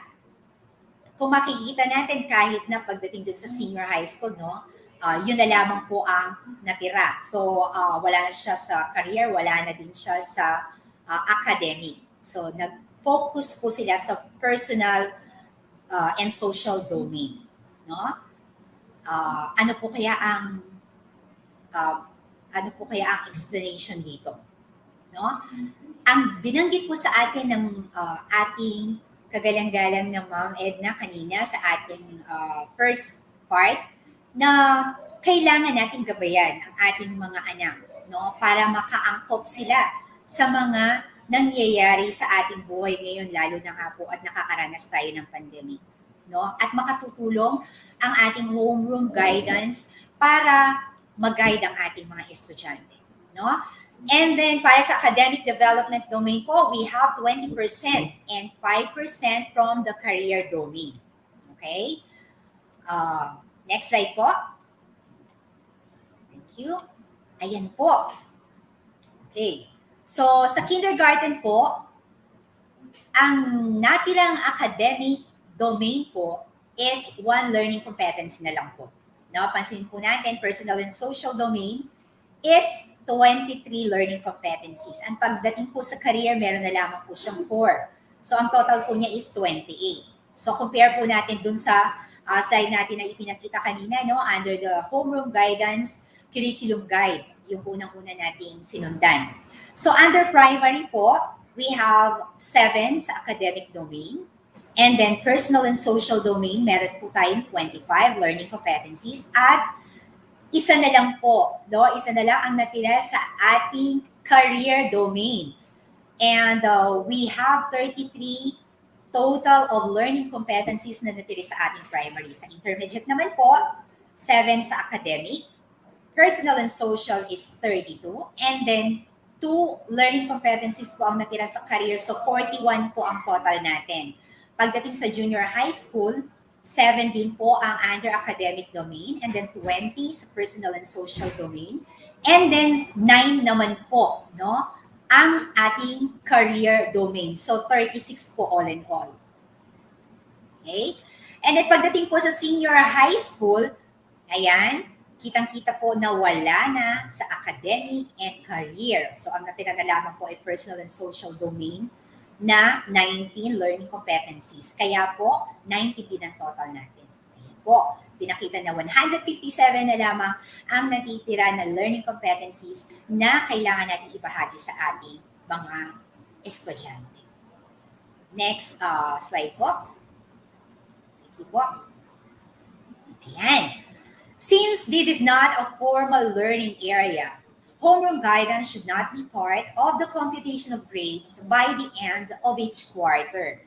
For school year 2020-2021, which it has been started po, no, last year, it shall serve an enrichment activity that can be performed at home and in school or through other platforms with the help of guidance counselors, teachers, and parents. Ayan po. So again po, nire-reiterate sa atin na hindi po siya kasama sa ating formal academic computation of grades. No? Next slide po. Ayan. So meron po tayong criteria in choosing the homeroom guidance MELCS. Number 1, applicability to real life situations. So nabanggit na po natin kanina yan. And then number 2, or yung kasunod, needs of the learners and complements learning competencies developed in other academic subjects. So again, ang ating source po for that would be the DMCI 2020-00155. Next slide po. Yan. So natapos na po natin yung first objective natin, no? And the second objective. So we will now proceed with the walkthrough po. Samahan niyo pa rin po kami sa ating pagbisita, no? Update ng ating most essential learning competencies. Ayan. So start ulit po tayo sa ating kindergarten na makikita sa page 704 hanggang 723. No? Next slide po. Okay. So ayan po, pinapakita lamang po dyan na ang ating kindergarten MELTs ay nakafocus sa personal and social domain. No? Mapapansin po ninyo na pagdating sa academic, wala po talaga siya. Kasi nga po, our kindergarten learners, no, are not yet ready to read and to write. So, nakafocus po siya sa personal and social domain. Ayan. Next slide po, please.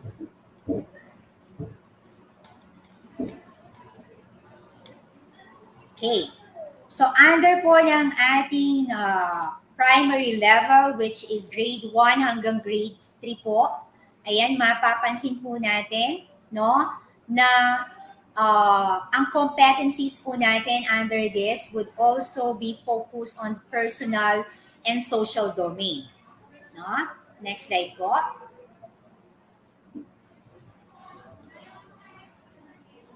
Ayan. Okay, sana po nakikita, no? Medyo maliit po yung ating font sa ating slide. Kasi nga po, ito po yung sinusundan nating homeroom guidance belts, no? Okay. So sa ating grades 4, no? Sa ating grades 4 and grade 6 na level, mapapansin po natin na sa quarter 1 po ay mayroong 8 competencies. Hindi na po natin babasahin isa-isa. At lahat po ay under ng personal and social domain. Wala po sa academic at wala din po sa career domain. Okay? Alright. Next slide po. Ayan. So, narito na po tayo sa ating junior high school level, grade 7 to 10. No? Meron pong dalawa under academic domain, 5 po sa personal and social domain, at isa sa career domain. No? Dako naman po tayo sa senior high school, which is grade 11 and 12. Ayan. So, meron po tayong 7 learning competencies under personal and social domain. Again po, wala na po siyang academic and career domain, no, sa ating grades 11 and 12. Palawigin pa po natin yung pag-explain sa ating senior high school kasi po eto na po yung ating mga mag-aaral na maaari na ipagpapatuloy pa nila yung kanilang pag-aaral, or pwede din naman po na maisip nila or kasama sa decision nila, no, na hindi na muna ipagpatuloy ang kanilang pag-aaral bagkus ay tumulong sila sa kanilang mga magulang para sa kanilang pagtatrabaho, no? So, ito po ay nakafocus na lamang sa social or personal and social domain sapagkat ang malaking porsyento po ng ating kalinangan sa part na ito ng level na ito ng ating mga mag-aaral, no, ng senior high school, ay nakatuon sa life skills na naglalayong maituro ang kasanayan na kailangang matutunan ng estudyante natin. Again, kasi nga po, baka pwedeng sila po ay magtrabaho na, so kakailanganin po talaga nila ito. Okay? Next slide po. Ayan.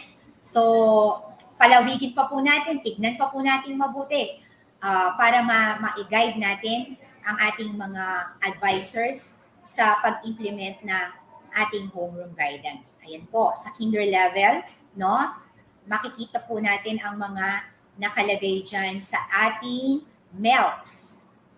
No? Ang cover po na makikita natin is hanggang quarter 2 lang po. Okay? So quarter 1 and quarter 2, ayan po makikita po natin ang mga learning competencies na naka-include po or na-retain na po sa ating homeroom guidance MELCs. No? So, yung pong composition ng MELCs natin na under ng kindergarten is personal domain na lang po. No? Personal or social domain.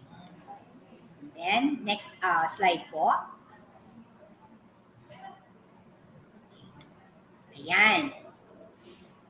So, hindi na po natin palalawigin pa yung pag-explain natin dyan sa ating pinakikita na slide. No? Kasi po, alam namin na meron na kayong idea tungkol dun sa mga learning competencies, most essential learning competencies na nakalagay dyan sa ating screen. No? Ayan, susunod na level po or susunod na slide. Ayan. So, sige po, next slide po. Ayan. So, ipinapakita lang po natin sa inyo ngayon yung nilalaman ng ating MELCs. Okay. Next slide po. Ayan. So, ito po yung time na hihimayin natin, no? Kung ano yung nakalagay dun sa kindergarten MELCs. So, mag-uumpisa po tayo. Ayan po, as you can see, meron po tayong 1, 2, 3, 4, 5, no? And pang-anim po yung ating mga activities na nakapaloob sa ating kindergarten quarter 1, week 1 module, which is entitled I Am Unique. Okay, next slide po. Thank you po. Okay. Makikita po dyan na ang ating mga learning objectives ay no, ayan, nakalagay po dyan sa ating left part ng ating screen, no, ang ating mga learning objectives. Pero nais ko po munang sariwain sa inyo na yung ating first part, no, yung let's try this, ito na po yung pinaka-motivation part ng ating MELCs. No? Ito po yung ipinakikita ng Module 1, I Am Unique. Okay? It's a sentence completion po. No? It's a sentence completion activity followed by 3 processing questions. Ano po yung mga processing questions na yon? Nandyan din po, nakalagay, naka-indicate din po sa ating module. No? Number 1, what are the things that you like? Number 2, what are the things that you do not like and why not? And then yung number 3 po na processing question natin, do you like to do things better?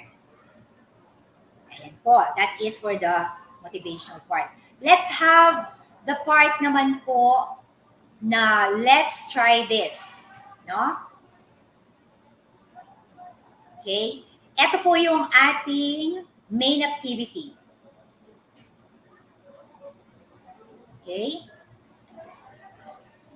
Kung mapapansin po, ayan, yan, sorry po, ito po yung first part natin, let's try this. Ayan po yung ating activity completion sentence po siya. Ko-complete po orally, magtatanong tayo sa bata, no? And then, ibibigay po ng bata yung kanyang kasagutan. No? And then yung susunod naman po sa ating right part, let's explore this. Yan po yung pinaka uh, main activity natin. Let's explore this. The activity is selecting or encircling pictures followed by the 3 processing questions. Pansinin po natin na halos lahat ng mga activities sa kindergarten ay may encircling, coloring, drawing, or answering orally. Kasi nga po, yung ating mga estudyante or yung ating mga pupils sa kindergarten are not yet ready to read and write. No? Okay, next slide po. Ayan. Keep in mind naman po is the lecturate part or the discussion part. Tignan po natin at pansinin na, napakasimple no, ng mga activities para sa ating mga kindergarten para maibigay po ang most important key understanding. Okay. Ang susunod naman po ay you can do it. No? Alright. Ito naman po yung part na application naman. Okay, balik po tayo. Ayan po. You can do it is the application part. No? And makikita po na, ayan, magdodraw lang po sila. No? So, napakasimple ng ating mga activities para sa kindergarten. Kayang-kaya po nilang gawin. Okay? Meron po tayong question. What I have learned, no, is the evaluation part. Ito na po yung evaluation part, what I have learned. Ayan po. So, meron tayong 3 processing question. Name 2 things that you enjoy doing, and then name 2 things that you want to learn, and name someone who can help you learn it. No?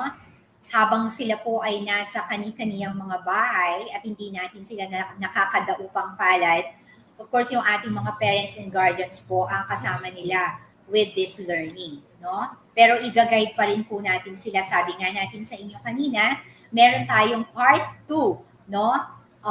That will be tomorrow para i-discuss po sa atin kung ano ba yung mga pamamaraan na kayang-kaya nating itulong para sa ating mga magulang at sa ating mga learners. No? Okay. So, ito pong what I have learned, no, is most probably the kwentuhan moment. No? Ito po yung time na magsi-share si bata ng personal experience niya. Ito din po yung time that the teacher will get to know more about his or her pupils. No? And pwede po nila itong gamitin para ma-assess kung yung bata po ay kailangan ng remediation at kung hanggang saan no, yung natutunan ng ating mga estudyante. So next part naman po would be share your thoughts and feelings. No? This will be the part, the reflection part, I should say. No? The activity po is drawing and the coloring or cutting out pictures followed by the processing questions. No? So ayan po, nakita na po natin kung anong nilalaman ng first quarter and module 1 ng ating kindergarten. Dumako po tayo sa ating primary level, which is the grade 1 and 3. Ayan po. So sa ating primary level, grades 1 and 3, meron po tayong 11 modules from first to fourth quarter. No? Let's have a walkthrough po sa first quarter, module 1, entitled, See How I Have Grown. Ayan. Po, next slide po.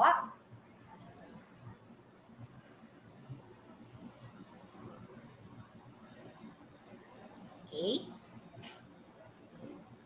Ayan po, so 11 modules, no? Para sa second quarter naman, ayan. Okay po. Pasilip na lamang po natin itong part na to, no? Kasi eventually may ibibigay sa atin yung complete na module, number of modules together with the titles po at kung ano po yung mga available. Ayan. Okay. So para sa ating grade 1 and grade 3, no, meron po tayong 11 modules all in all from first quarter po hanggang sa fourth quarter, no? Pakita na lamang po siguro natin, sir, yung ating walkthrough doon sa quarter 1, module 1 ng ating grade 1 and grade 3. Sige po. Okay, ayan. Okay. So makikita po natin na meron din siyang katulad na mga activities dun sa kindergarten natin. No? Meron siyang let's try this, let's explore this, keep in mind, you can do it, what I have learned, and then share your thoughts and feelings. Sige po, puntahan po natin yung susunod na slide. Ayan. For this module, which entitles See How I Have Grown, no? Meron po siyang 4 objectives that was formulated. So number 1 po to identify your likes, dislikes, talents, and interests, and your basic child's right or rights of the child. No? And then number 2, identify your tasks at home and in school as a child. Number 3, demonstrate willingness to follow direction. And then number 4, show appreciation of yourself and others. So, sa primary level po, no, it has the same competencies. You will see that the activities are interconnected and developmental po in nature. No? It is an outcome-based po siya. So for the motivation part po, as you can see, yung next slide po please. Hindi pa pala po siya naka-flash. So for the first activity po, which is the motivation part po, no? Let's try this. Ayan. So, okay. So in here po, learners will be asked to look at the pictures with the parents, and they will be asked to answer the processing questions po below. No? The motivation part po seems to be very important. Why? Because it teaches the learners to become aware and then process the changes that is happening within himself or herself. This will help discover capabilities and some age-appropriate rights to claim and hold as she or he grows up. No? So for the main activity po, let's explore this. You can see po the images, no? Those are the examples of the basic rights of the child. Only the term right ang ginamit natin, no? I. So pinalitan po natin kasi po hindi pa masyado maintindihan ng bata yung word na right or yung term na right, no? So, ang meaning po ng I dito sa ating paggamit sa ating mga level na ito, from kindergarten hanggang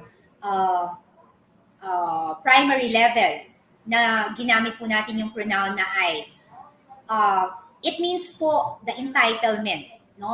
Sabi ko nga kanina, hindi pa kasi masyadong naiintindihan. So instead of rights, I po na pronoun ang ginagamit natin. And then the next part po, keep in mind, is the lecturate or the discussion part. No? In this, the learner realizes the different changes as they grow older. Also, it talks about getting to know themselves more and discover talents like dancing, singing, and many other talents. No? And also, since they are growing older po, they are expected of simple tasks at home. No? And then, next slide po will be the you can do it or the application part. It emphasizes naman po the ability of the learners to perform and apply what he or she has learned from the previous activity. Okay? Pag-uusapan po ng parent and learner ang simple task na iseset, no, for the week. So, it's a joint force po, no? Pag-uusapan po or magbibigay po ang parents natin ng simple task na susundan ng ating mga anak. It is advisable po na repetitive in nature yung task na ipapagawa sa kanila. So the learner gets to familiarize herself or himself on the task. And parents are, of course, obliged to check if their child is performing the task. No? And then, dun sa next part po, which what I have learned, the evaluation part po ito, since the most highlight of this module is the learner's right and responsibilities, we will now evaluate if the learners can differentiate, no, the two in our objective. So we expect our learners po to identify their tasks or responsibilities and know their basic rights as a child. In the activity, the learners will either draw, no, or put a star, or pwede po nilang i-heart, no, that corresponds with the statement on tasks and rights as a child. Okay. So yung next part naman po would be share your thoughts and feelings. No? Balik po tayo. Ayan po. Thank you po. So this will elicit the learners' points of view naman po.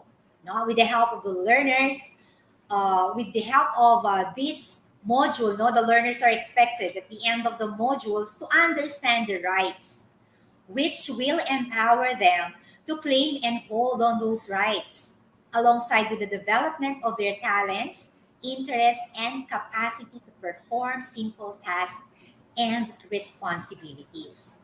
Ayan po. So we're done with our grades 1 to 3. Let's go naman po sa ating intermediate grade 4 to 6. Okay. Sige po, i-skip na lang po natin yan, sir.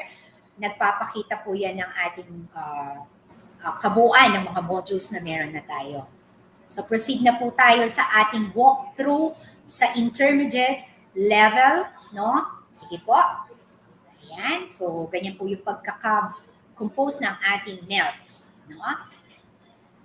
And of course, since ang main target po natin is ma-expose po tayo yung ating mga representative ng bawat school sa ating module, yung nilalaman ng ating module, magpo-focus tayo dun sa kabuuan ng quarter 1, i-explain po natin kagaya ng ginawa natin ng mga una. So let's go ahead po. Nandito po yung ating quarter 1, module 1 for the intermediate level, grades 4 hanggang 6. No? Again po, let's try this. Let's explore this. Keep in mind, you can do it. What I have learned and share your thoughts and feelings are the activities na nakapaloob po sa ating module. Sige po, next slide po. Ayan. So first module po natin entitles I is for ideal. No? It embodies the general aim of the module, which is to accept learners' uniqueness and changes in him or her. The concept of the objectives that whoever the child is, he or she is the best make-up he could be. No? So, ayan po ang ating first activity, the real me. Ayan po, hindi na natin, yung ating first activity would be let's try this. Again, ayan po nakalagay. So, magigiya po tayo kung paano natin i-discuss yan sa ating mga estudyante. Okay, next slide po. Ayan. So, gaya ng sinabi natin, same activity po ang nakapaloob mula garden hanggang sa senior high school. So, lagi nating makikita yung mga anim na activities. Okay? Ayan.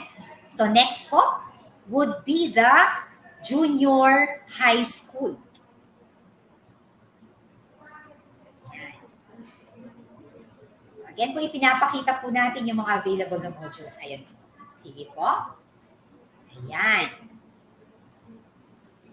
Magbibigay din po kasi ako ng summary mamaya during the latter part ng ating presentation. Kaya hindi na po natin muna bibigyan ng focus iyan.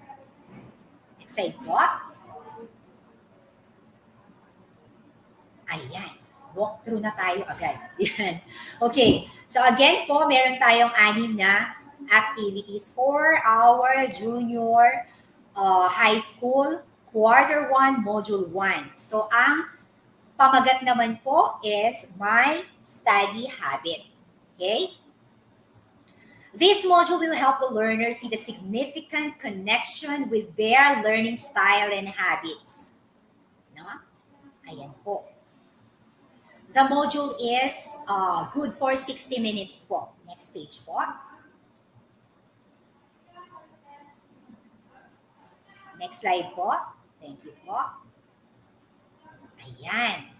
So nakapaloob po dyan yung mga activities, 6 na activities, kagaya din po ng ating mga unang nabanggit na. Yan. We're sure, very sure po na alam natin kung paano yung pagsunod-sunod dahil dyan po tayo nahasa, no? Yung pagbibigay ng lesson planning natin, no? So, ganyan pa din po siya. And then, let's move with the senior high school po, grades 11 and 12. Ayan. Okay. So, under po ng ating grade 11 and 12 na kung saan na-eliminate po ang ating career domain and academic domain, but still, yung ating activities ay nandoon pa rin po, nakapaloob pa rin po yung let's try this, let's explore this, keep in mind, you can do it, what I have learned, and then share your thoughts and feelings. Sige po, next slide po. Thank you. Ayan. Okay.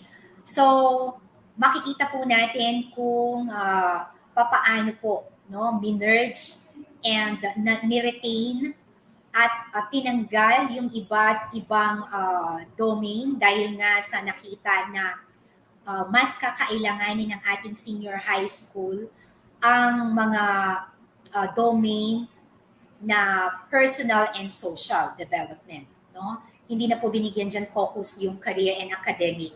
Maaari po na inilagay na po iyan or naka-indicate na po siya dun sa ating previous, which is the junior high school.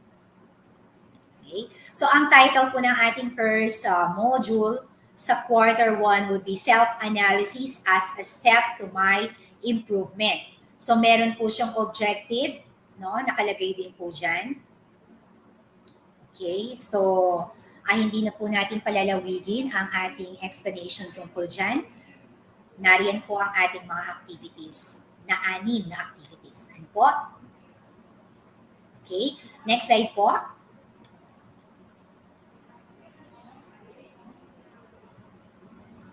Ayan. Sige po. Okay. So, ito na po yung module updates natin. No? The very reason why hindi na po ako nag-focus dun sa mga sunod-sunod na slides natin kanina is ipapakita naman po dito kasi para hindi na lang po masyadong humaba yung ating oras. Sige po, sir. Thank you po. Ayan. So, yan po yung updates natin. Next slide po. Para sa ating kindergarten, no? Meron po tayong module 1 and 2 para sa first quarter and then sa second quarter po, meron po tayong module 3 to 5. Okay? Wala pa pong available. Pansinin natin yung mga nasa yellow tag po would be the part saying na hindi pa po available yung module. Ayan po, sa ating grade 1, 2, 3, meron tayong module 1 and 2 para sa ating first quarter sa grade 1. And then sa second quarter po, module 3 and 5. Pagdating po sa grade 2, module 1 and 3 sa first quarter. And then sa second quarter po, module 4 and 6. Sa grade 3 naman po, module 1 to 4. And then second quarter po, module 5 to 7. So pansinin po natin yung nasa yellow part, wala pa pong available na module. Okay? And then yung sa ating grade 3 naman po, meron po siyang fourth quarter, which is module 12 to 14, pero wala po siyang quarter 3. Okay? Next slide po. Thank you po. Yan. Sa intermediate level naman po, grade 4 to grade 6, meron po tayong module 1 to 3 para sa grade 4 first quarter. And then second quarter po, module 4 and 6. Third and fourth quarter po, wala po. No? Grade 5, module 1 and 3 is available. Module 4 and 5 po sa second quarter, meron po. Para sa third quarter and fourth quarter, wala pa po. Sa grade 6 naman po, module 1 and 3 para sa ating first quarter. And then sa ating second quarter, module 4 and 5. Sa ating third quarter, wala po. And then sa fourth quarter, module 15 to 17, meron po tayo. Okay, next slide po. Ayan. Grade 7 to 10 naman po, the junior high school level, meron po tayong module 1 to 4 para sa first quarter ng grade 7 and then module 5 to 8. No? Third quarter, wala po. Module 12 to 13, fourth quarter po available siya. Sa grade 8 naman po, module 1 and 3. And then sa second quarter, module 4 to 7, meron po. Quarter 3, wala po. So module 10 and 12 po, no, meron siya sa fourth quarter. Sa grade 9, module 1 to 7, meron po available.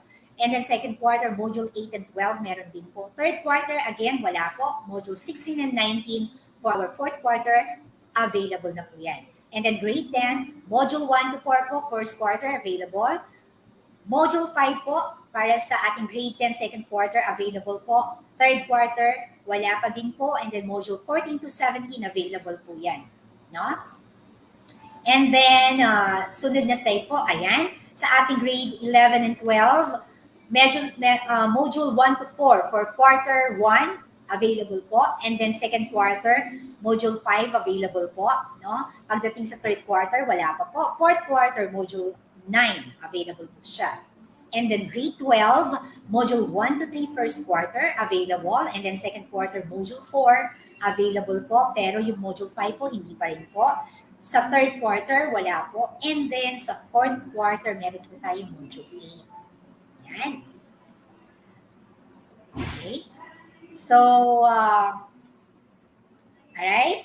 Magkakaroon po ulit tayo ng post-test. So, para po sa mga nakinig ng mainam, no? I'm sure makaka-perfect answers po tayo, no? Scores sa ating mga post-test. Okay, let's roll it po.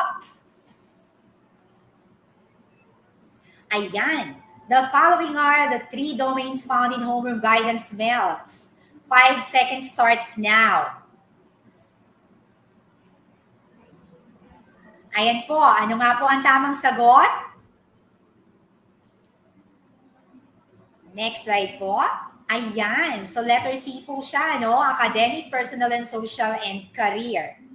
Okay, dumako po tayo sa ating second question. The following criteria were considered in choosing the MELCs for homeroom guidance except A, B, or C. 5 seconds starts now. Ayan po. Tingnan po natin ang tamang sagot. Ayan, letter C, time allocated per subject. Nakuha po ba? I'm pretty sure nakuha niyo po na tama ang sagot. No? Number 3 question. Ayan, homeroom guidance shall be part of the computation of grades by the end of each quarter. Is it yes, a no, or I'm not sure?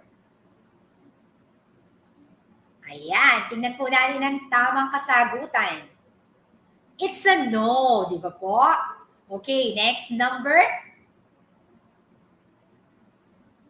What domain in the homeroom guidance mails has the most number of competencies across all levels and quarters? Is it A, career, B, academic, or C, personal and social domain? 5 seconds starts now. Pasilip nga po, sir, kung ano yung tamang sagot. Ayan, personal and social domain. Okay? Number 5 po na question. Ayan, homeroom guidance is a comprehensive developmental and proactive program that blend. Is it letter A, letter B, or letter C? Timer starts now.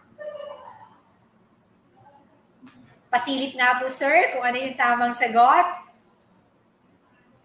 Ayan, so letter A, equips learners with competencies to address issues not included in the formal learning areas but are very essential to their development. Okay? So, ayan po. Next slide po. Okay, that will be the last slide po. So at bilang pangwakas po, nais ko po na iwan sa inyo ang proverbs na alam ko na lagi po ninyong naririnig. No? It takes a village to educate a child. Let's all be part of the village because parents cannot do it alone po.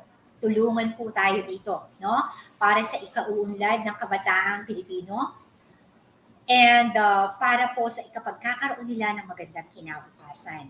And of course po, nais ko pong magpasalamat sa ating mga masisipag na technical committee, no?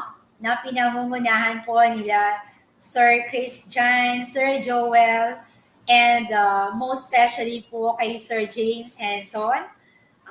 Napakalaking tulong po. Maraming maraming salamat po sa pag-assist sa amin sa umaga nito. And nais ko din pong batiin ang aking masipag na principal na si Sir Narciso S. Menjola Jr. of Guillermo de Mendoza National High School.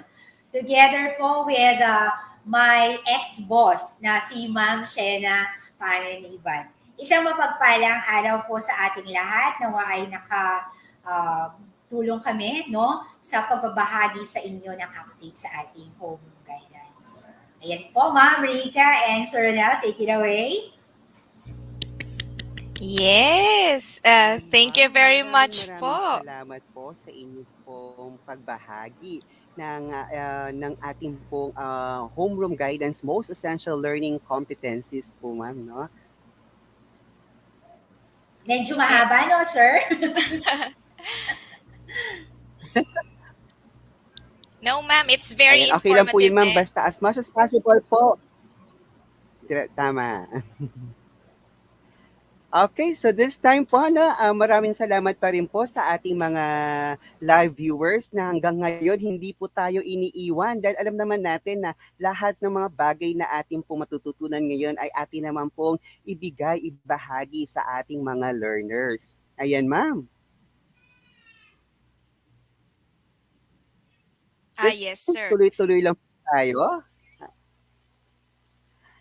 Next, ang ating pong resource speaker. Allow me to present to you our next speaker to discuss the procedure, rules, and responsibilities on deaf ed offices.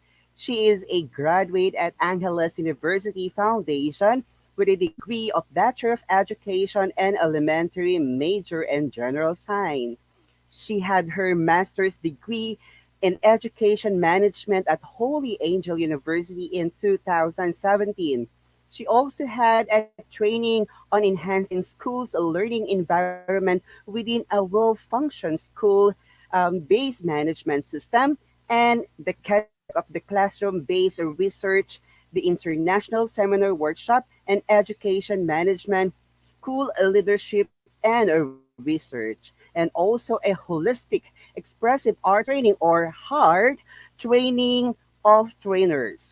She is able to elevate her action research proposal about enhancing science education through practical work approach and technology in Calzadang Bio Elementary School to the division level. Dear teachers, the district guidance coordinator of PORAC is let us all have Mom Kimberly S. Lopez. Ayan. Hello po, sir, ma'am. Naririnig po ba ako? Po. Yes po, ma'am. Loud and Ah, Clear clear. po, okay, ma'am. salamat po. Okay, thank you so much, Sir Ron and Ma'am Rika, sa napakagandang introduction po. No? Nakaka-overwhelm naman po yun. Okay, so before I start po, first and foremost, I'd like to greet each and everyone of you a pleasant Tuesday morning po. No? Especially po to our CID Chief, Dr. Celia Lacandale, our ASDS, Dr. Melissa Sanchez, our SDS Engineer Edgar Domingo, our EPS, Ma'am Carmen Evangelista, and our EPS from Regional Office, we have Dr. Angelica M. Burayo. Our division coordinator in career and homeroom guidance program, of course, none other than Dr. Bernadette Deharde, sa ating mga PSTS, school heads, guidance counselors, guidance designates, sa aking mga kapwa guro. Once again po, magandang umaga po sa inyong lahat. Okay po?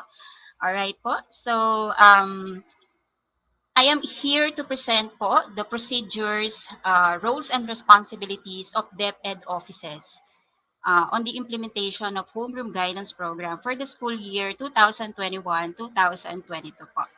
Okay po. Ayan po. So, sir, next slide po, please. Ayan. So, it says here that the implementation of the program shall be governed and guided by the following principles and policies. All right, so nomenclature, homeroom guidance shall be reflected in the class program. Ayan po, no?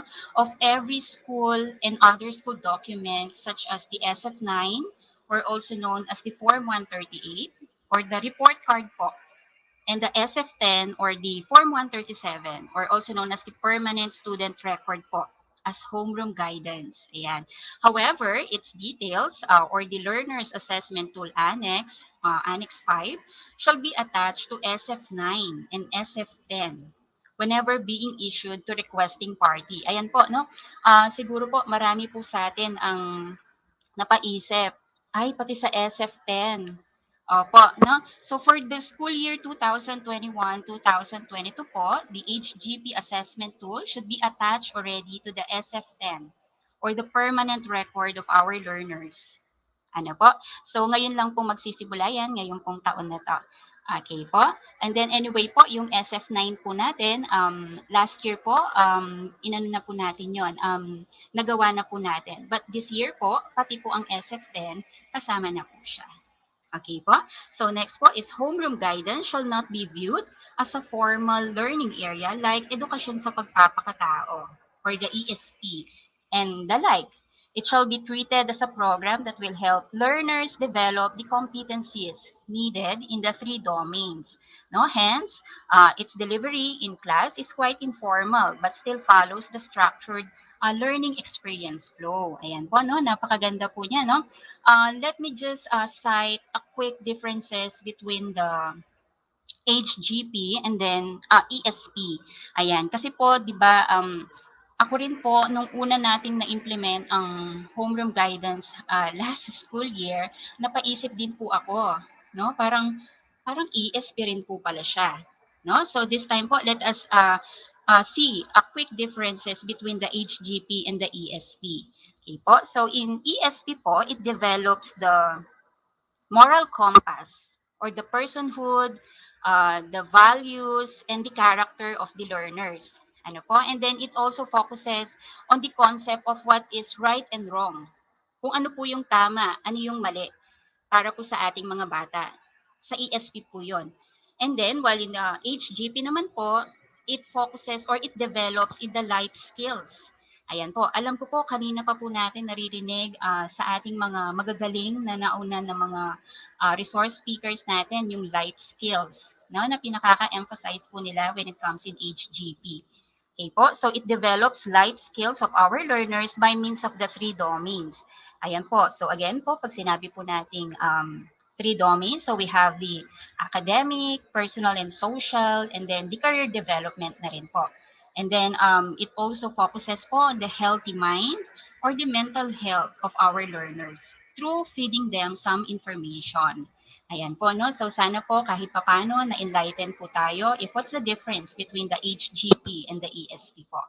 Ayan po, no? So when it comes naman po to structured learning experience flow, ano naman po ba ito? No? Ano po kaya ito? So when we say SLEF or the structured learning experience flow, it means to supervise. Ano po? And experience learning wherein our learners will benefit from learning experiences that will allow them to develop their full potential in the future. Ayan po. So parang more on hands-on po sila. Let them experience para po mas ma-enlighten sila, para mas ma-develop yung full potential nila kung ano ba sila in the future, kung ano yung gusto nila pagdating ng panahon. Okay po, so sir, next slide po please.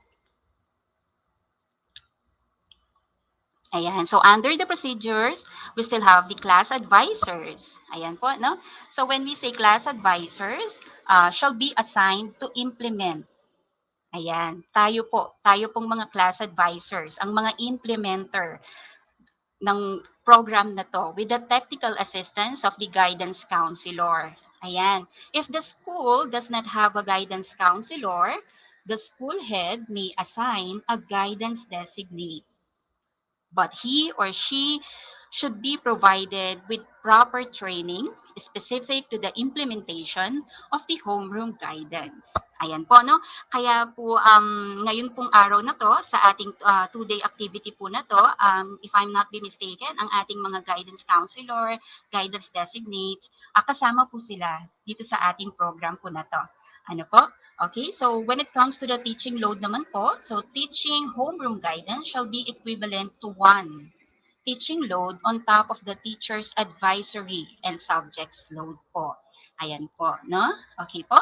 So next po, sir, next slide po.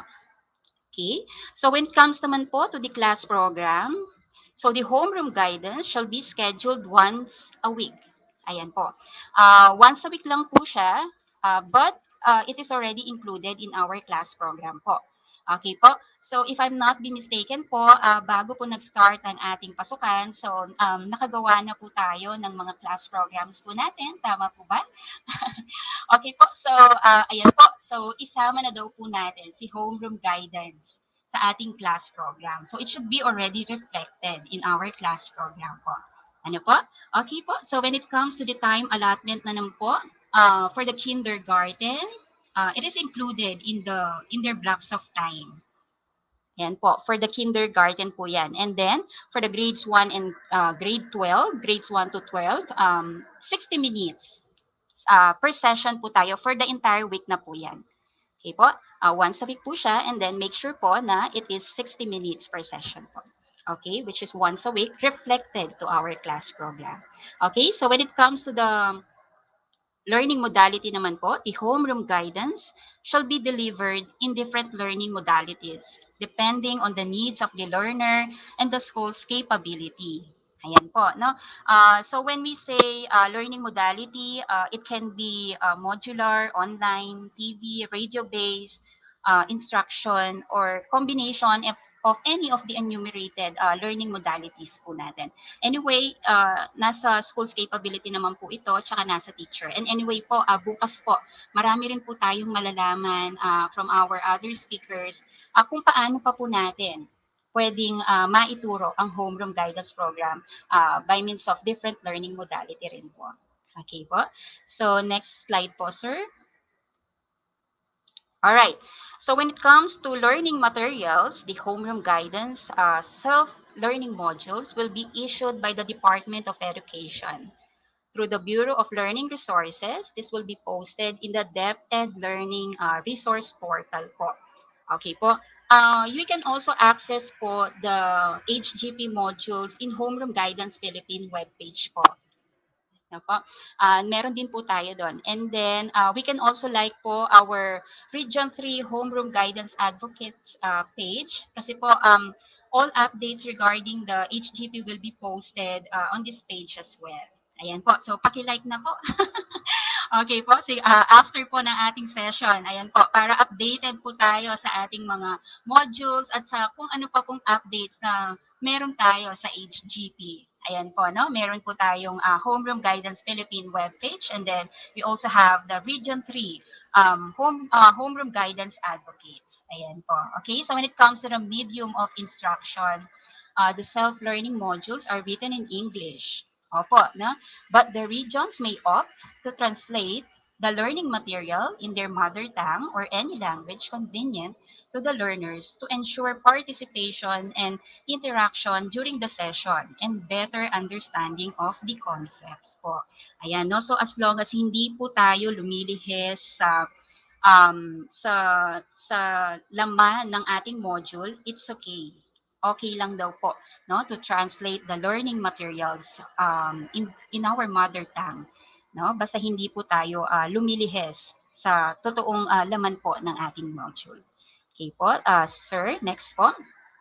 So the homeroom guidance program is truly a collaboration with the family and community, is also encouraged in order to create a venue for the learners in developing such life skills. Ayan, as what I mentioned po a while ago. Parents may refer to the gabay sa magulang found in the SLM in order to guide their children in accomplishing the activities po. Ayan po. So that is why po during our school orientation, my dear class advisors, please let us remind our parents po, no, to read the Gabay sa Magulang, na makikita po yata sa second page po yata ng module. Yes po, sa second page po ng homeroom guidance module po nila. By means of reading the Gabay sa Magulang, malalaman po nila kung ano po ang role nila bilang parents sa homeroom guidance program po natin. No, kasi po ngayon wala tayong face to face. So definitely po talagang kaakibat natin ang ating mga magulang para po maitaguyod ang edukasyon sa ating mga mag-aaral, sa ating mga estudyante po, no? So please remind them to read the Gabay sa Magulang, that can be found on the second page of their module po, para maging enlightened din po sila about the program. Kasi po hindi ho ba naniniwala po kasi ako na hindi po magiging successful ang isang program kung hindi po tayo well-informed. So, ang mga parents natin and mga learners, kailangan po informed din po sila dyan about sa program po ng ating homeroom guidance. Okay po? Next is the orientation and capacity building. The central office, through the Bureau of Curriculum Development, shall conduct orientation and capacity building to region and division supervisors in charge of guidance and counseling. That is why our division, ngayon po, organize this 2021 reorientation of the implementation of the HGP. Ayan po, kaya po nandito po tayo ngayon, kaya salamat po. Ano po? So through this, schools should also conduct their own reorientation for this school year po, about the updates po na meron tayo ngayon sa HGP, which is one of the ARs din po to be monitored of our division. Ano po? Okay po. So after po nito, ayan, so well-informed na po tayo about the implementation of the homeroom guidance. And then magkakaroon po tayo ng mga school-based reorientation din po, no? Para po makascade po natin ito sa ating mga class advisors, going to our learners and to our parents as well. And to our stakeholders na rin po. Ano po? Okay po, sige po. Sir, next slide po please.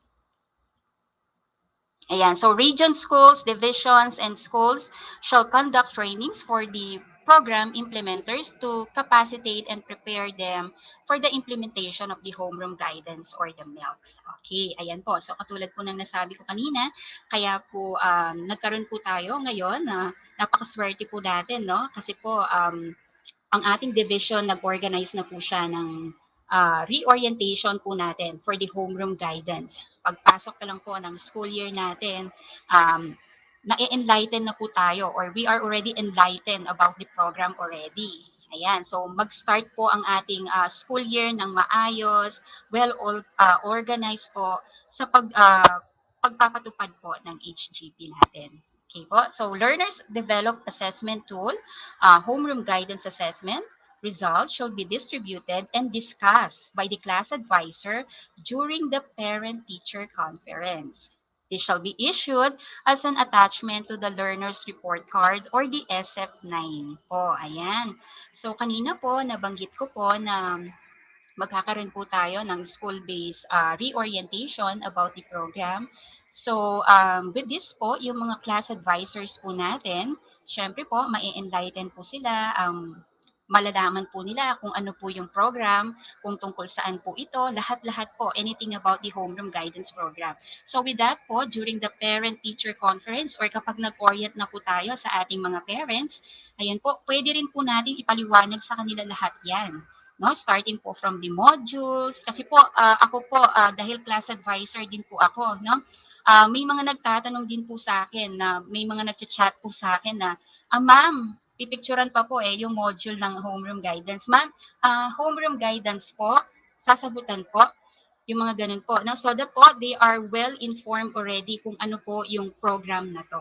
As well as the learners assessment tool po na meron tayo na kasabay din po nating ipinamimigay with the SF9.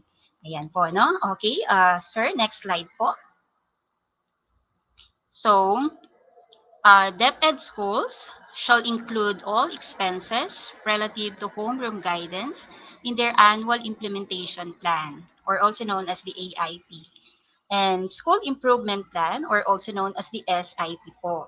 Ayan po, no? So for the non-implementation or improper implementation of homeroom guidance shall be subject to existing applicable administrative actions po.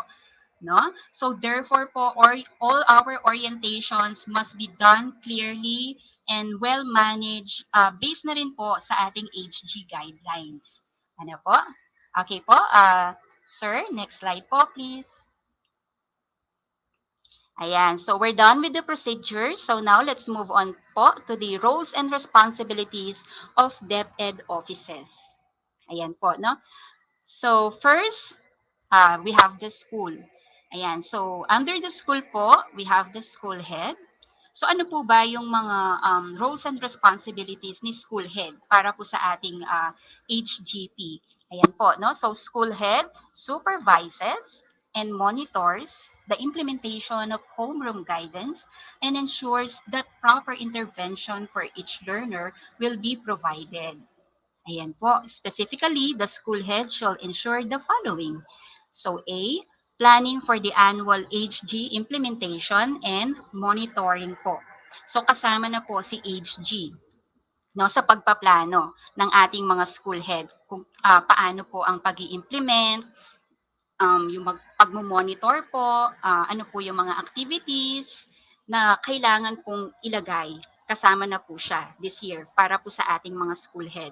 And also for letter B po, preparing of timelines or calendar of activities. Ayan po, as what I mentioned a while ago po, na ang ating HG implementation po, dapat po kasama na po siya sa annual plan natin sa school. Kung kailan po ang mga target dates, like for example po, yung ating school-based orientation, kailan po ang timeline natin dyan, ano po yung mga activities na pwede po nating ipasok sa HG or sa HGP po para mas maging magaan at mas maging experience learning, sabi nga po nila, no, ito sa ating mga estudyante. Okay po, and then the entire duration of the program and inclusion of HG in the school forms SF9 and SF10. For letter C naman po, allocating budget for homeroom guidance that is included in the school improvement plan or the SIP and the annual implementation plan or the AIP. As what we have mentioned a while ago po, doon po sa procedures natin, that DepEd school shall include all the expenses of the homeroom guidance in their AIP and SIP po. Okay po, sir, next slide po please. Okay, for letter D, so we have adhering to the stipulated loading of teachers and class programming for school year 2021-2022. Ayan. So for sure naman po, lahat po ito ginagawa na po ng ating mga school head po, no? Kasi po kami rin po sa aming mga class program, ang HGP po ay reflected na po siya. Ayan po, no? And yun po, HGP is equivalent to one teaching load of the teacher. No? So letter E po, providing the necessary equipment such as computer, printer, photocopier, lithograph, and many more. And then for supplies naman po, printing materials. No? We have the bond paper, ink, and then office supplies, and many more po. And then for letter F naman po, strengthening partnership with stakeholders. Ayan po, no? Especially po sa mga schools po natin na mayroong mababa lang po ang MOOE nila. Ayan. So I'm sure po ang ating mga school head, magaling po sila dyan. No? Yung pag-strengthen ng partnership po nila with our stakeholders. Kaya nga po a while ago, we also mentioned that um, yung HGP po, dapat po well-informed din po ang ating mga stakeholders or the community if what is this program all about po. Okay? Kasi partnership din po ito within the community. Okay po? And then letter G, orienting the teachers, parents, learners, and other stakeholders. Ayan, katulad na lang din po ng na-mention ko kanina.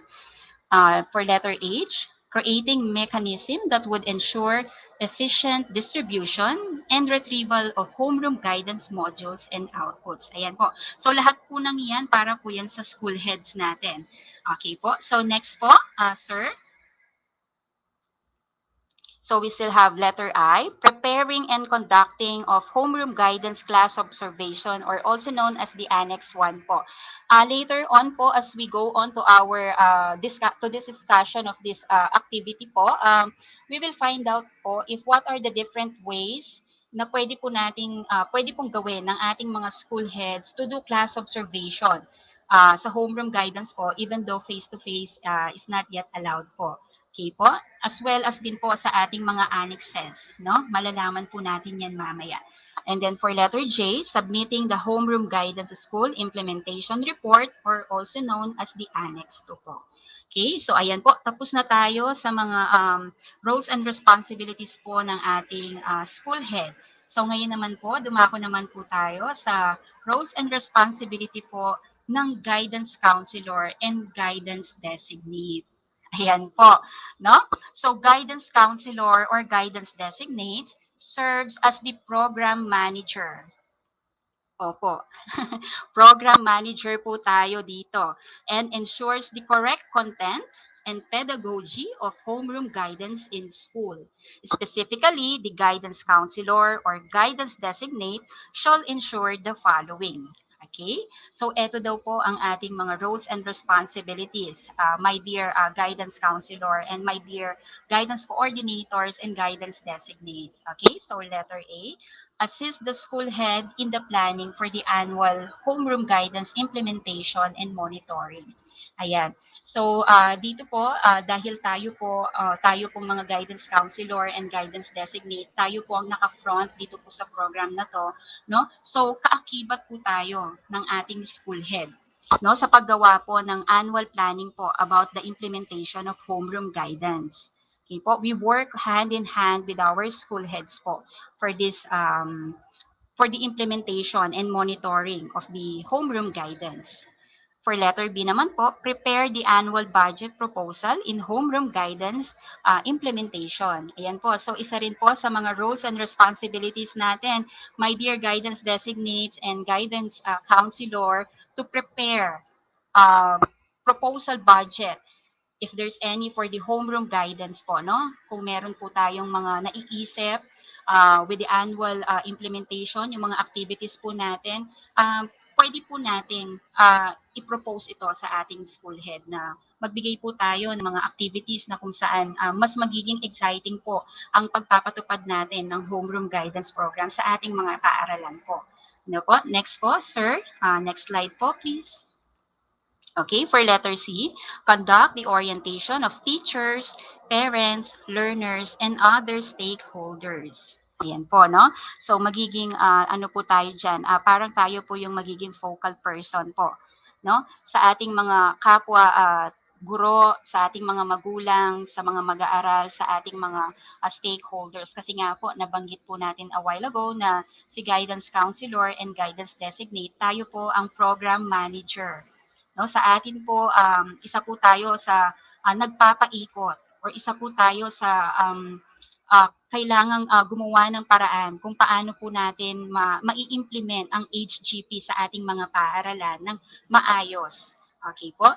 Next, for letter D naman, coordinate with the class advisors on the implementation of homeroom guidance. Ayan po, no? Kasi po magkakaroon po tayo ng mga classroom-based orientation din po. So, tayo po as guidance counselor or guidance designates, coordinators, makipag-coordinate po tayo sa mga class advisors.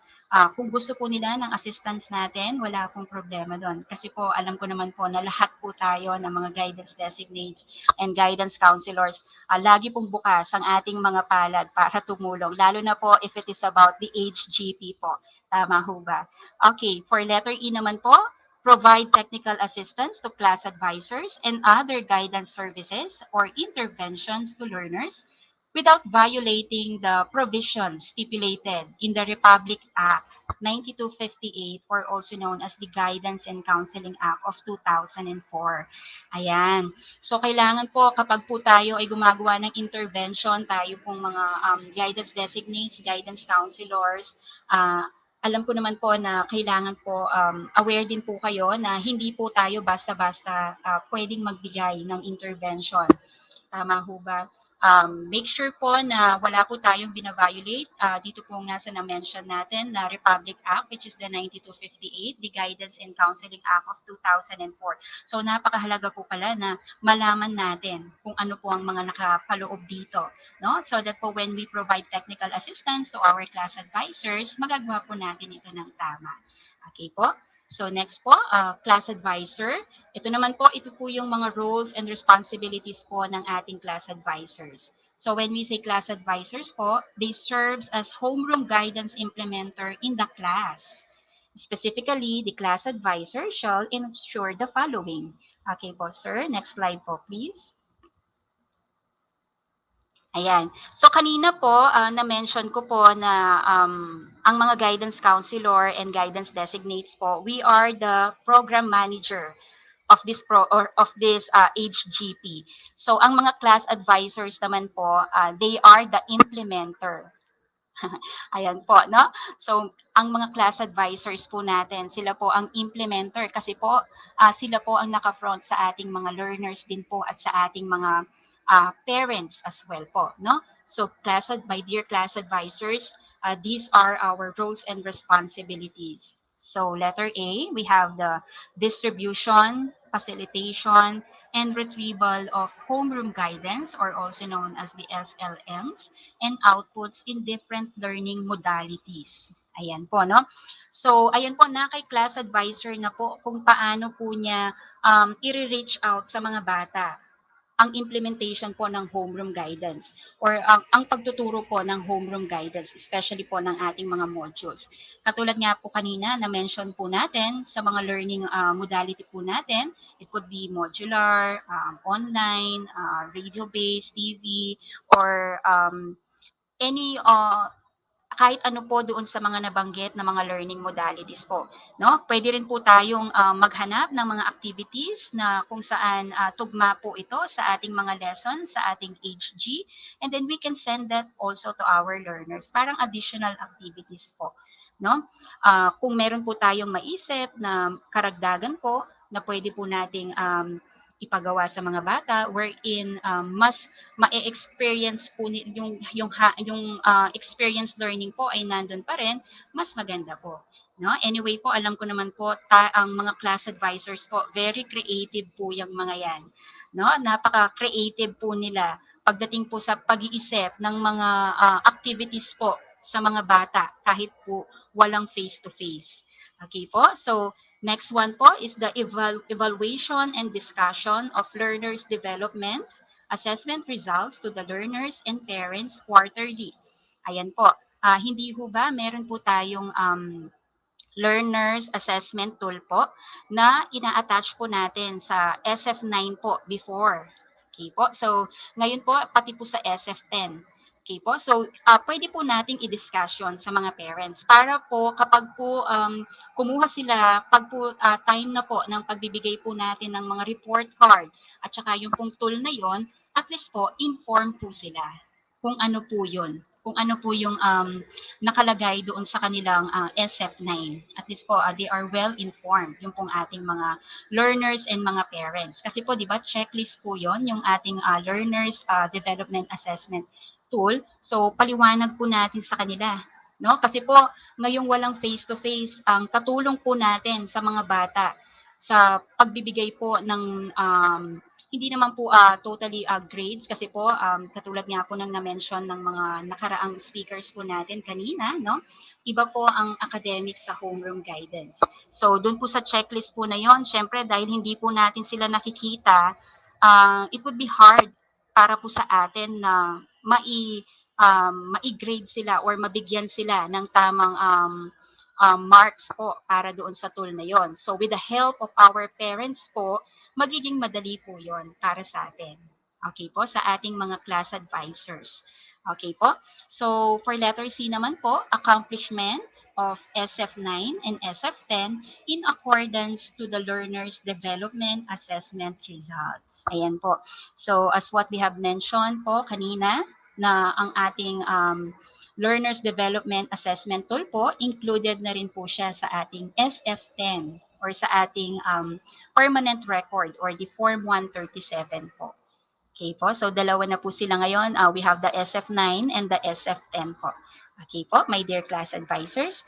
Alright po, for letter D naman po, referral of learner to the guidance counselor only if counseling intervention or other guidance services are needed. Ayan, so si class advisor po, pag po gusto niyang mag-seek ng technical assistance with the guidance designates or with the guidance counselor, pwede po siyang mag-refer. Okay, pwede po niyang i-refer si learner kay guidance counselor para po mag-seek ng technical assistance or ng guidance kung paano po niya masosolusyonan or kung ano po ang magandang gawin. Okay po?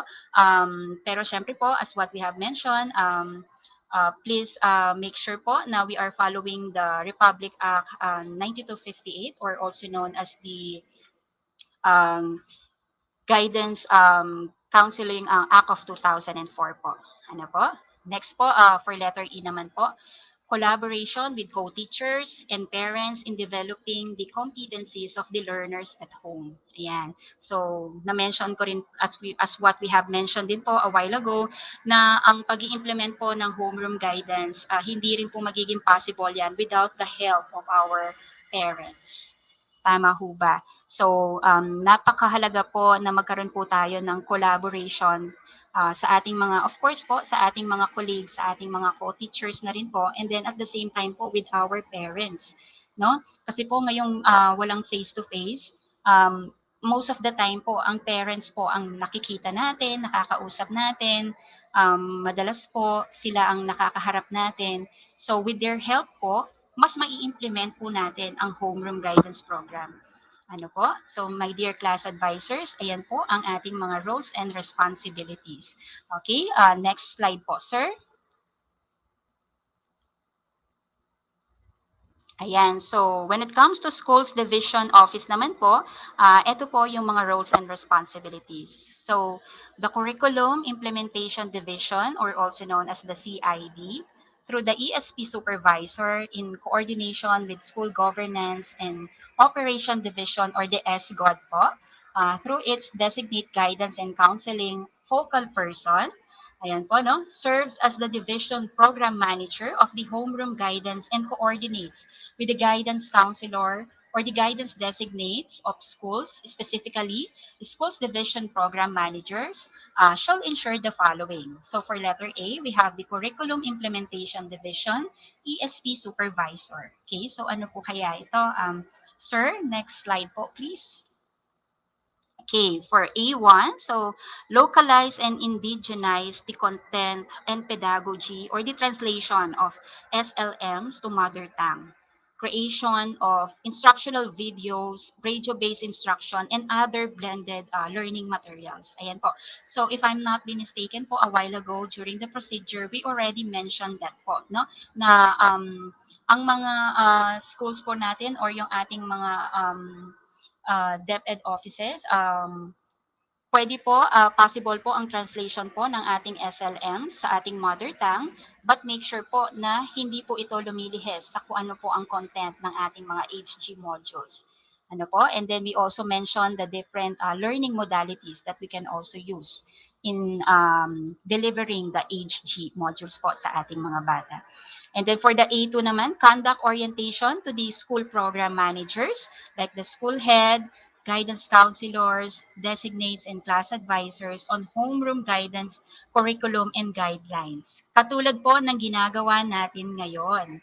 Ayan po, no? Ang ating division po, napakaswerte po natin kasi po, nagkaroon po tayo ng reorientation about the implementation of homeroom guidance programs and also updates na rin po for this school year. Ayan po, no? For the A3, conduct monitoring of homeroom guidance, checking of schools class program, teachers loading, schools monitoring plan, schools implementation, and observation. Ayan po. For the A4, consolidate and submit the annual division accomplishment report on homeroom guidance implementation po natin. Ayan. So that's all for the division, roles and responsibilities po. Next po, sir. So, School Governance and Operations Division or the SGOD. So, Division Guidance Counselor or designate preferably a registered guidance counselor. So, eto po ang kanilang mga roles and responsibilities.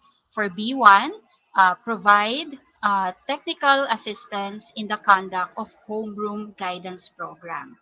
Ayan po, no? So, kung meron po tayong mga questions kung paano po natin mas mapa-implement pa ang homeroom guidance program. Ayan, ang ating SGOD po ay bukas palad po sa atin para i-assist po tayo dyan.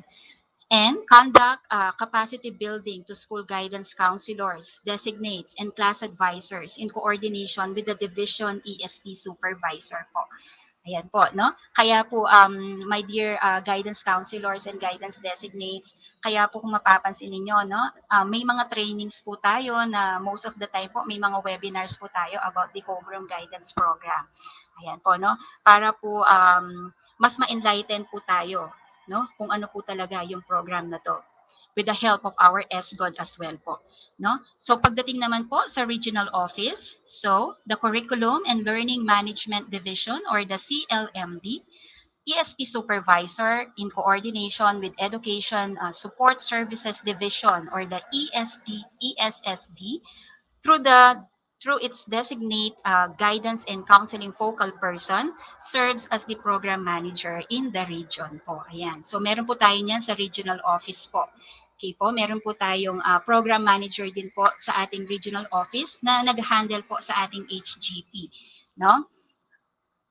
Next po, sir.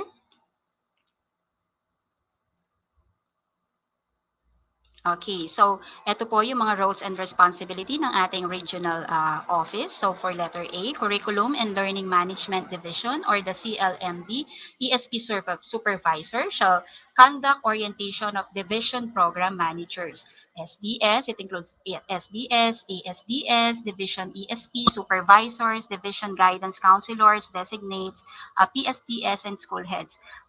If I'm not mistaken po, bago pa po tayo nagkaroon ng division reorientation, nagkaroon na po ng regional reorientation din po about po sa implementation nga po ng ating homeroom guidance program for this school year po, 2021-2022 po. Ayan po. So for the A2 naman po, shall monitor and conduct of homeroom guidance. And for A3, consolidate and submit the regional accomplishment report on homeroom guidance implementation. For letter B naman po, Education Support Services Division or the ESSD. So, Regional Guidance Counselor or the designate, preferably a registered guidance counselor. Okay, sir, next po. So, ano po yung mga roles and responsibilities under this? So, we have the B1, provide technical assistance in the conduct of homeroom guidance. And conduct capacity building to division program managers in coordination with regional ESP supervisors. Ayan. So katulad nga po ng mention ko a while ago, so before nagkaroon po tayo ng division, nagkaroon din po tayo sa regional natin. Okay, region base po natin ng um, implementation or the orientation of the homeroom guidance program for this school year. So when it comes to central office, these are the roles and responsibilities. So one, the Bureau of Curriculum Development or the BCD serves as the program manager in the central office. The focal person ensures the correct curriculum, articulation, and consolidates annual report on the conduct of homeroom guidance. Ayan po, no? Kung mapapansin po natin, hindi lang po pala sa school umiikot ang program. No? Ang HGP natin, ang dami po niyang pinagdadaanan. Kaya napakahalaga po talaga na sa bawat school na i-implement po natin siya. Okay? Which is, I know naman po, alam ko naman po na lahat po tayo, we are so much supportive with the program po. No? Okay po, so for number 2, the Bureau of Learning Delivery or the BLD ensures that appropriate pedagogical approaches are employed on how to deliver the curriculum content. Ano po? So next, number 3, the Bureau of Learning Resources ensures the availability of learning resources to the field units po. No? As what we have mentioned po a while ago, yun nga pong mga modules natin, no? Meron po tayong mga iba't ibang paraan para ma-access po ang ating mga modules. We have the Homeroom Guidance Philippines webpage, and then we also have the Region 3 Advocates of Homeroom Guidance. Pwede po natin bisitahin ang mga webpage na yan. Katulad din po ng ating resource speaker kanina po na si Ma'am Cela po, no, na-mention din po niya kung ilan at kung ano na po yung mga available na modules natin from kindergarten to grade 12 po. No? Next po, sir. Ayan. So, ayan po. No? So, before I end my presentation, I would just like to share this short quotation that I got from Aristotle po. No? And it goes like this. The roots of education are bitter, but the fruit is sweet. Ayan po, no? Alam ko po ngayon during our reorientation, marami na po sa atin, no, ang nag-iisip kung paano kaya natin gagawin. Ano kaya yung maganda? Marami na po sa atin ang nagpaplano ngayon, as of this moment, kung paano po natin ikakaskade ito sa ating mga co-teachers, sa ating mga learners, stakeholders, parents, sa lahat-lahat po sa atin sa community. Alam ko po, marami na po sa inyo ang may mga plano, no, habang nagkakaroon po tayo ng orientation. Hindi po siya madali, magiging ano po sa atin to, talaga naman pong challenging sa atin ito, my dear teachers, guidance counselors, and guidance designates. But always remember po that fruit is sweet kapag nandyan na po.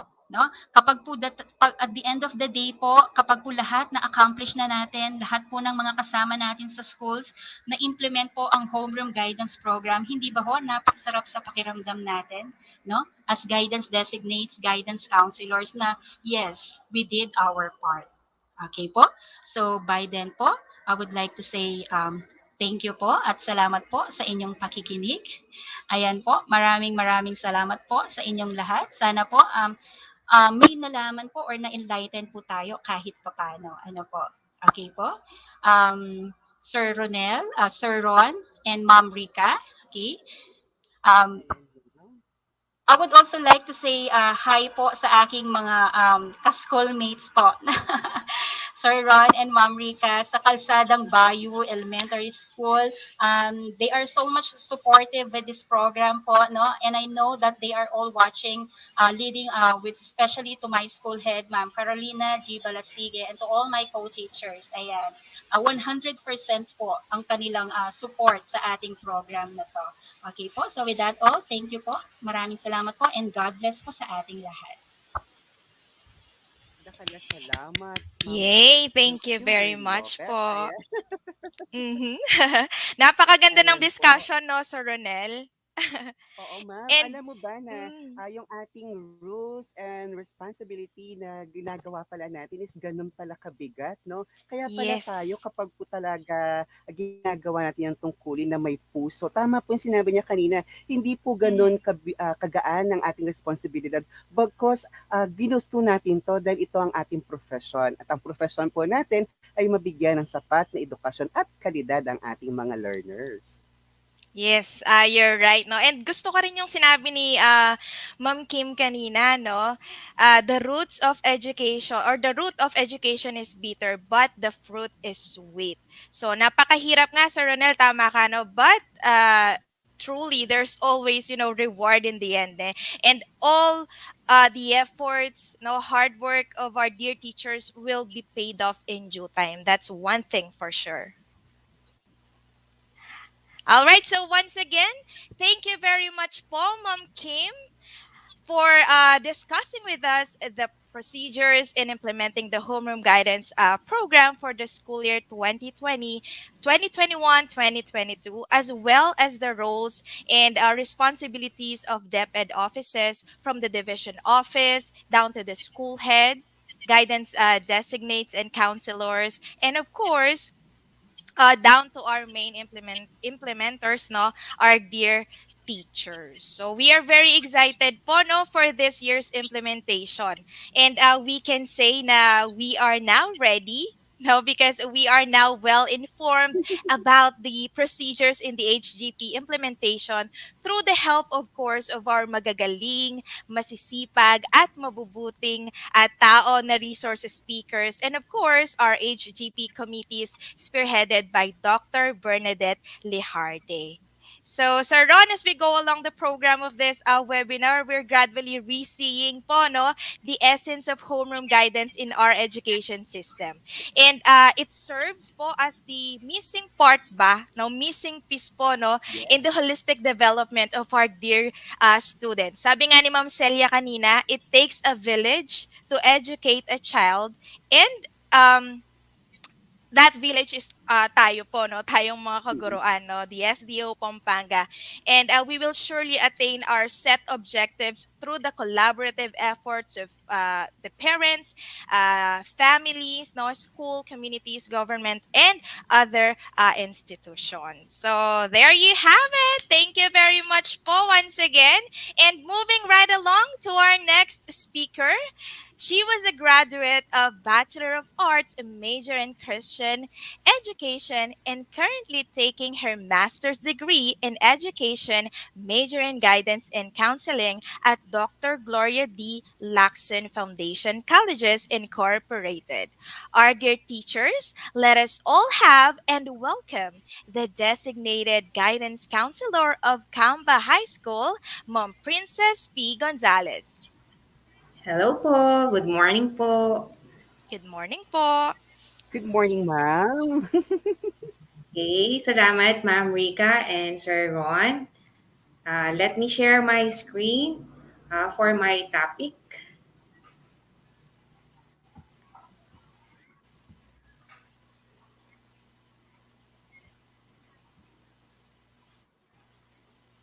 Okay, visible na po ba?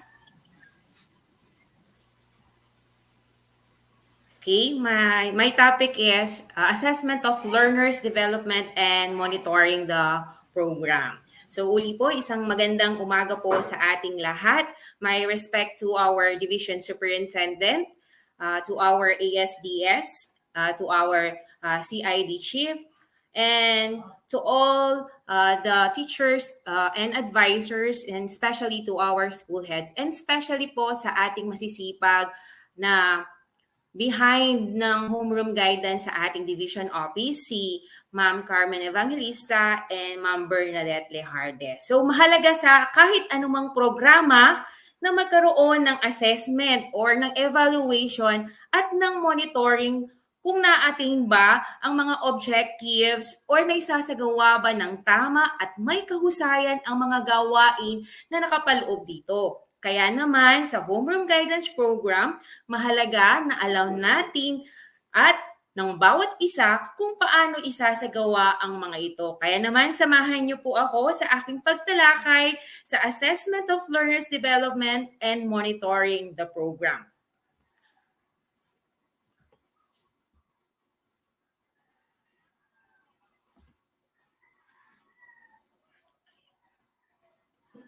Okay, medyo nagkakaroon po tayo ng technical problem. Ayaw pong mag-move ng aking presentation.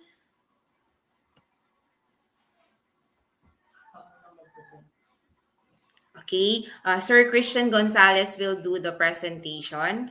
Wait lang po. Okay, heto na po. Okay na po siya. Nagkakaroon lang siguro tayo ng problem sa ating internet connection. So, these are the objectives for this session. First, explain the assessment of learners' development and monitoring of the Homeroom Guidance Program. And number two, familiarize oneself with the monitoring and evaluation of the program. So, layunin po ng Homeroom Guidance Program na ma-develop ang iba't ibang life skills ng ating mga mag-aaral on three domains, ang academic, personal, and social development, and career development. Ang mga ito ay makakatulong sa bawat mag-aaral na magawang harapin ng bawat kabataang Pilipino ang iba't ibang hamon sa buhay, lalo na po ngayong panahon ng pandemya. Sabi nga, though the intent of homeroom guidance is to help learners develop competencies that will aid them in facing different issues and tasks, it is important to still track the level of development. Sino nga ba ang gagawa ng assessment kung na-attain ng isang mag-aaral ang mga learning competencies under Homeroom Guidance Program? Siyempre, ang gagawa po niyan ay ang mga advisors. So, si advisor po ang class implementer or classroom implementer ng homeroom guidance. Kaya, siya po ang kukuha ng mga outputs ng bata. At pagkakuha po ni advisors ng mga output ng bata, i-check po niya ito, i-assess po niya ang mga bawat outputs ng mga bata na kanilang ginawa sa pamamagitan ng supervision na ibibigay po ni teacher, advisor. Siya ang taga-monitor sa progress ng mag-aaral. Bakit kailangang isagawa ang tracking of learners' level of development? Para saan? Una, para alamin natin kung saang level na ba ang mga learners natin o kaya ang specific na learner. At most importantly, it will serve basis for the advisors in identifying learners' need for necessary intervention and possible referral for professional counseling. Katulad po ng sinabi kanina ni Ma'am Kim, kung kailangan po ni advisor ng tulong ng guidance counselor o ng guidance designates, pwede po siyang mag-refer. So si advisor, kung nangangailangan ng intervention ang isa sa mga learners niya, pwede niya pong itap si guidance counselor or si guidance designate. Upon following po yung mga policies natin sa referral, ganun din po sa guidance and counseling. So, paano po natin to isasagawa? So, homeroom guidance implementer must always keep in mind that the program shall capacitate the learners towards success.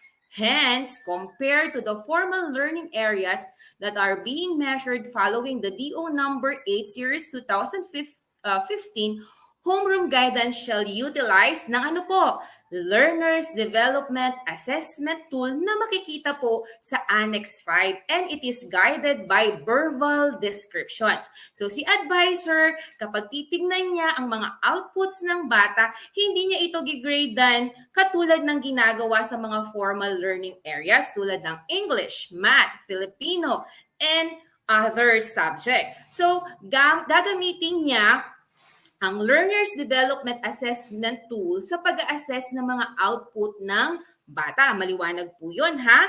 So, mahalaga po na ngayong crisis, malaman po ni teacher advisor kung paano po i-assess ang outputs ng bata. So, ano po ba ang itsura ng Learners Development Assessment Tool? So, last year po, saan makikita yon? Anong itsura nun? So, ganun po yung mga tanong po ng mga advisor nang ini-start po natin ang homeroom guidance. So, meron po na nakalaan para sa mga kindergarten. So, sa mga kindergarten advisors po, ito po yung itsura po ng homeroom guidance learners development tool, assessment tool. Tingnan po natin mabuti, meron po yung nakalagay na kindergarten. At iba din po ang gagamitin para sa grades 1, 2, and 3 or tinatawag po nating primary level.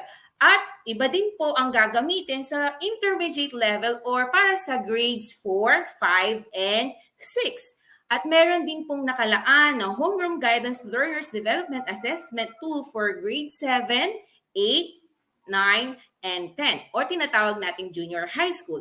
At meron din po tayong gagamitin para sa grades 11 and 12 or sa ating mga senior high school. Okay? Tulad po ng sinasabi ko kanina, ang Homeroom Guidance Learners Assessment Tool ay guided po ng verbal descriptions. So kapag si advisor nag-a-assess siya ng learner's output, hindi niya ito bibigyan ng 75, ng 85, ng 95, or ng 100, kundi gagamitin po niya ang mga verbal descriptions na NO, NI, D, SD, DC.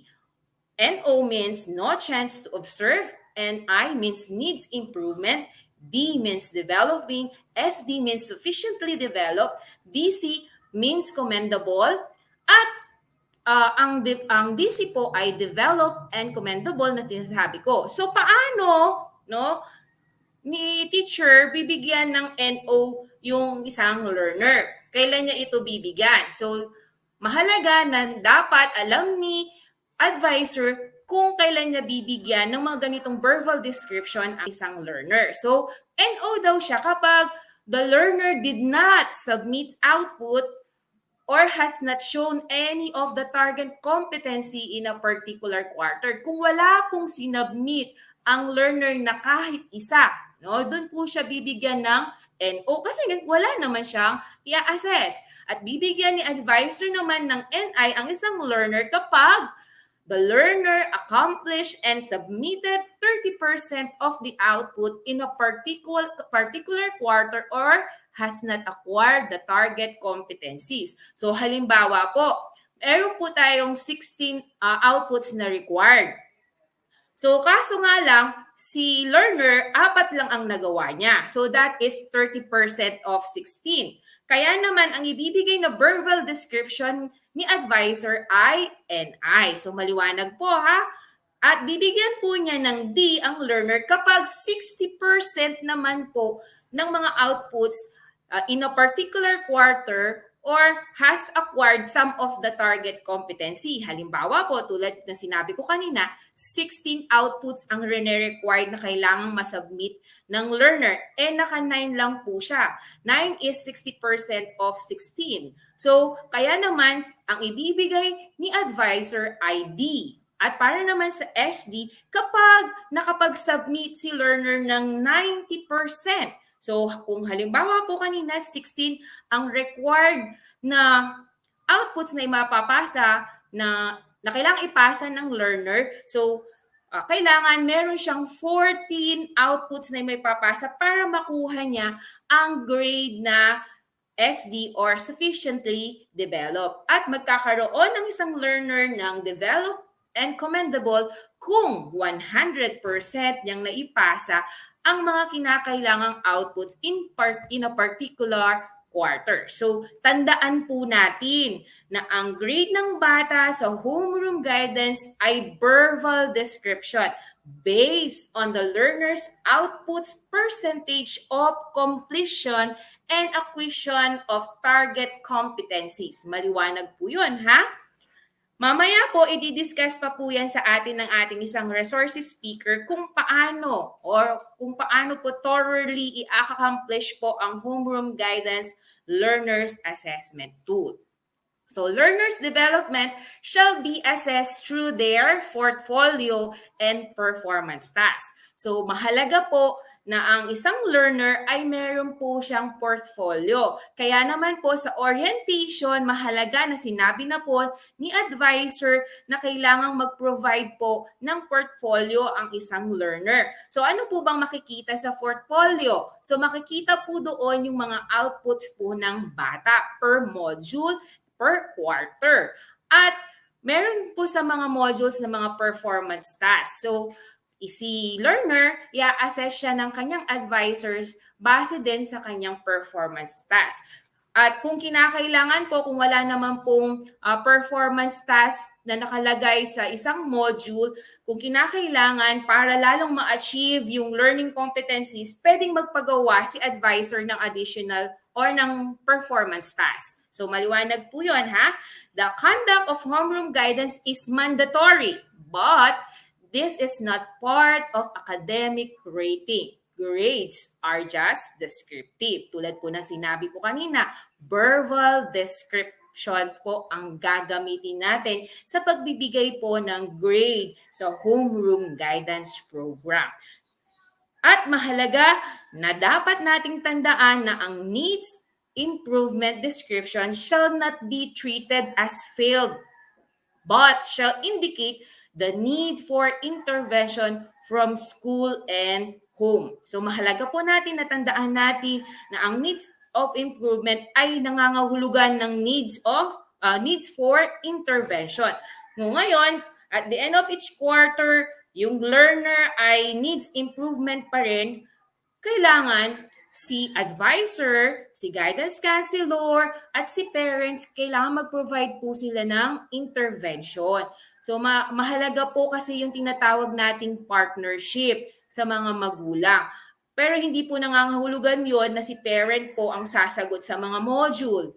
Na si advisor para mapadali ang kanyang trabaho, siya na lang ang gagawa ng mga modules ng bata, hindi po yun. So gagawa po kayo ng isang intervention kung paano matutulungan yung learner natin na maabot ang mga learning competencies sa homeroom guidance program. And disciplinary cases of learners must not affect their homeroom guidance grades. Bakit po? Uulitin ko po. Tandaan po natin na ang grade ng bata sa homeroom guidance ay verbal description based on the learner's outputs percentage of completion and acquisition of target competencies. So maliwanag po yun.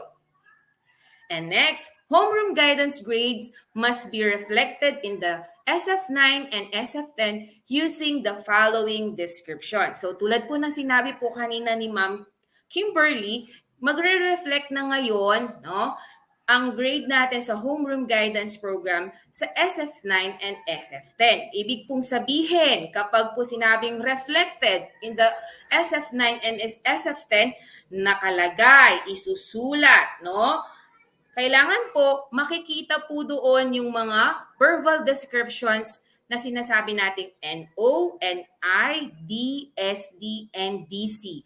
And yung pong details po ng Learner's Development Assessment result shall be attached to the said form. So, i-attach po yung Learner's Development Assessment tool sa SF9 at SF10. So last year po, yan po ay na-attach lang sa ating school form, sa ating SF9.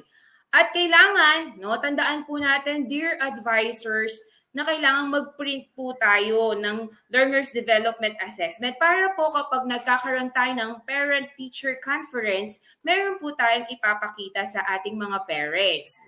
Hindi po yung nag-wonder po yung parent kung ano po yung mga sinasabi natin regarding Learner's Development Assessment.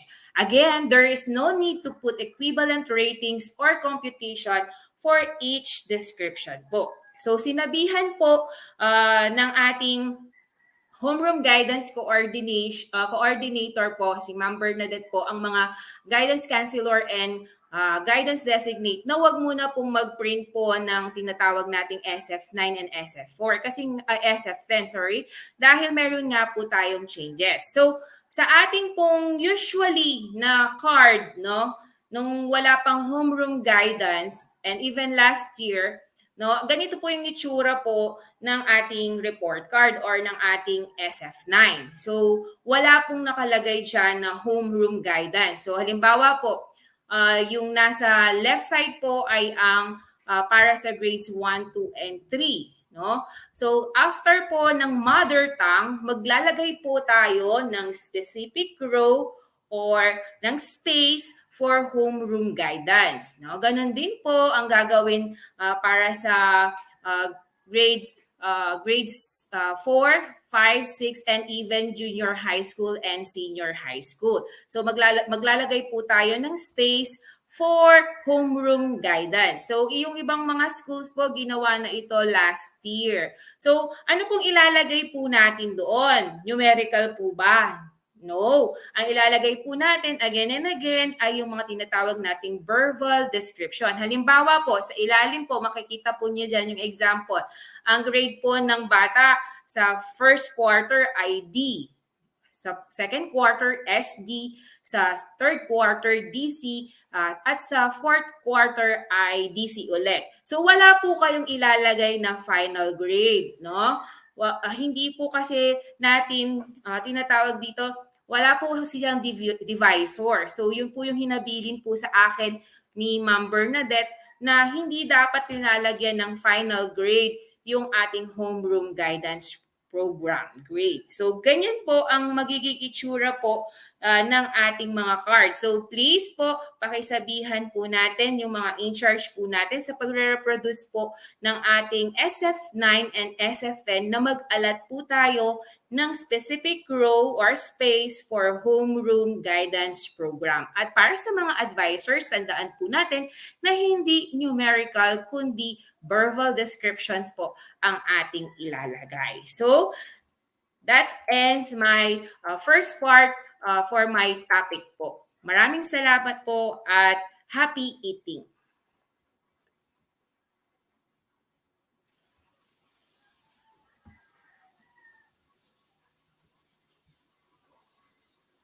All right. So thank you very much po, ma'am, for that, Ma'am Princess Gonzalez, for that Thank you po. comprehensive discussion and explanation po, no? And we're looking forward po, no, sa part 2 after our lunch break. Thank you very much po, Ma'am Princess. Welcome po. So, Sir Salamat din po. Ronel, you're welcome po. Sir Ronel, time check. It's already 11:56 no, in the morning, Yes, no, and malapit na mag-12.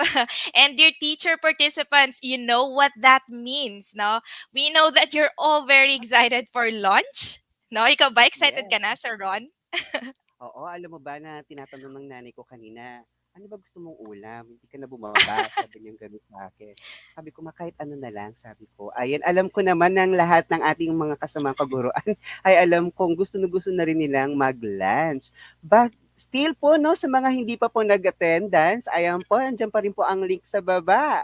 Ayan, dahil po mamaya po ay marami pa po tayong pag-uusapan. Tulad nga po ng sinabi ng ating mga resource speakers, ayan po, ang lahat ng ito ay para sa ating mga kaguruan at sa atin para sa mga learners na rin. Alam mo ba ma'am na natutuwa ako no kapag sila ay nagsasalita no, marami Mhm. akong natututunan sa mga bagay na parang last year, no, biglaan tapos ngayon at ito pala, ganyan pala. Ayan, so at least Yes. po no, malinaw na po sa bawat isa sa atin Mhm. na kung saan kailangan talaga natin na i-implement lagi ang mga ganitong pagkakataon at ibigay sa ating mga learners ang dapat natin ibigay sa kanila. Yes, tama na, Sir Ron. So parang nagsiserve to as our refreshment, no? And a new learning, syempre, a new learning also. Kasi maraming ang ni-revise, no? Maraming nagbago, maraming nabawas, at mayroon din tayong mga kakaunting dinagdag na mga ports or, information, no? Regarding our homeroom guidance program implementation. Ayan. So at least ma'am, this time po, ayan, pwede na po tayong mag-lunch. At alam mo Mhm. ba, anong oras ba dapat sila bumalik para po at least, di ba, maaga tayong makapag-start mamaya, ma'am. So ang ating matrix Yes. po ay balik po tayo ng 1 o'clock exactly. Ayan, Mhm. kasi po, mas magaganda pa ang mga topic na ating pong maririnig mamaya sa ating mga resource speakers. Ayan. Yay! And it will be a great pleasure po, no, to have you return on time. So, dear teacher participants, no, please enjoy your lunch and see you at exactly 1 o'clock. 1 o'clock. Yes, happy lunch, Sir Ron. See Happy you. lunch!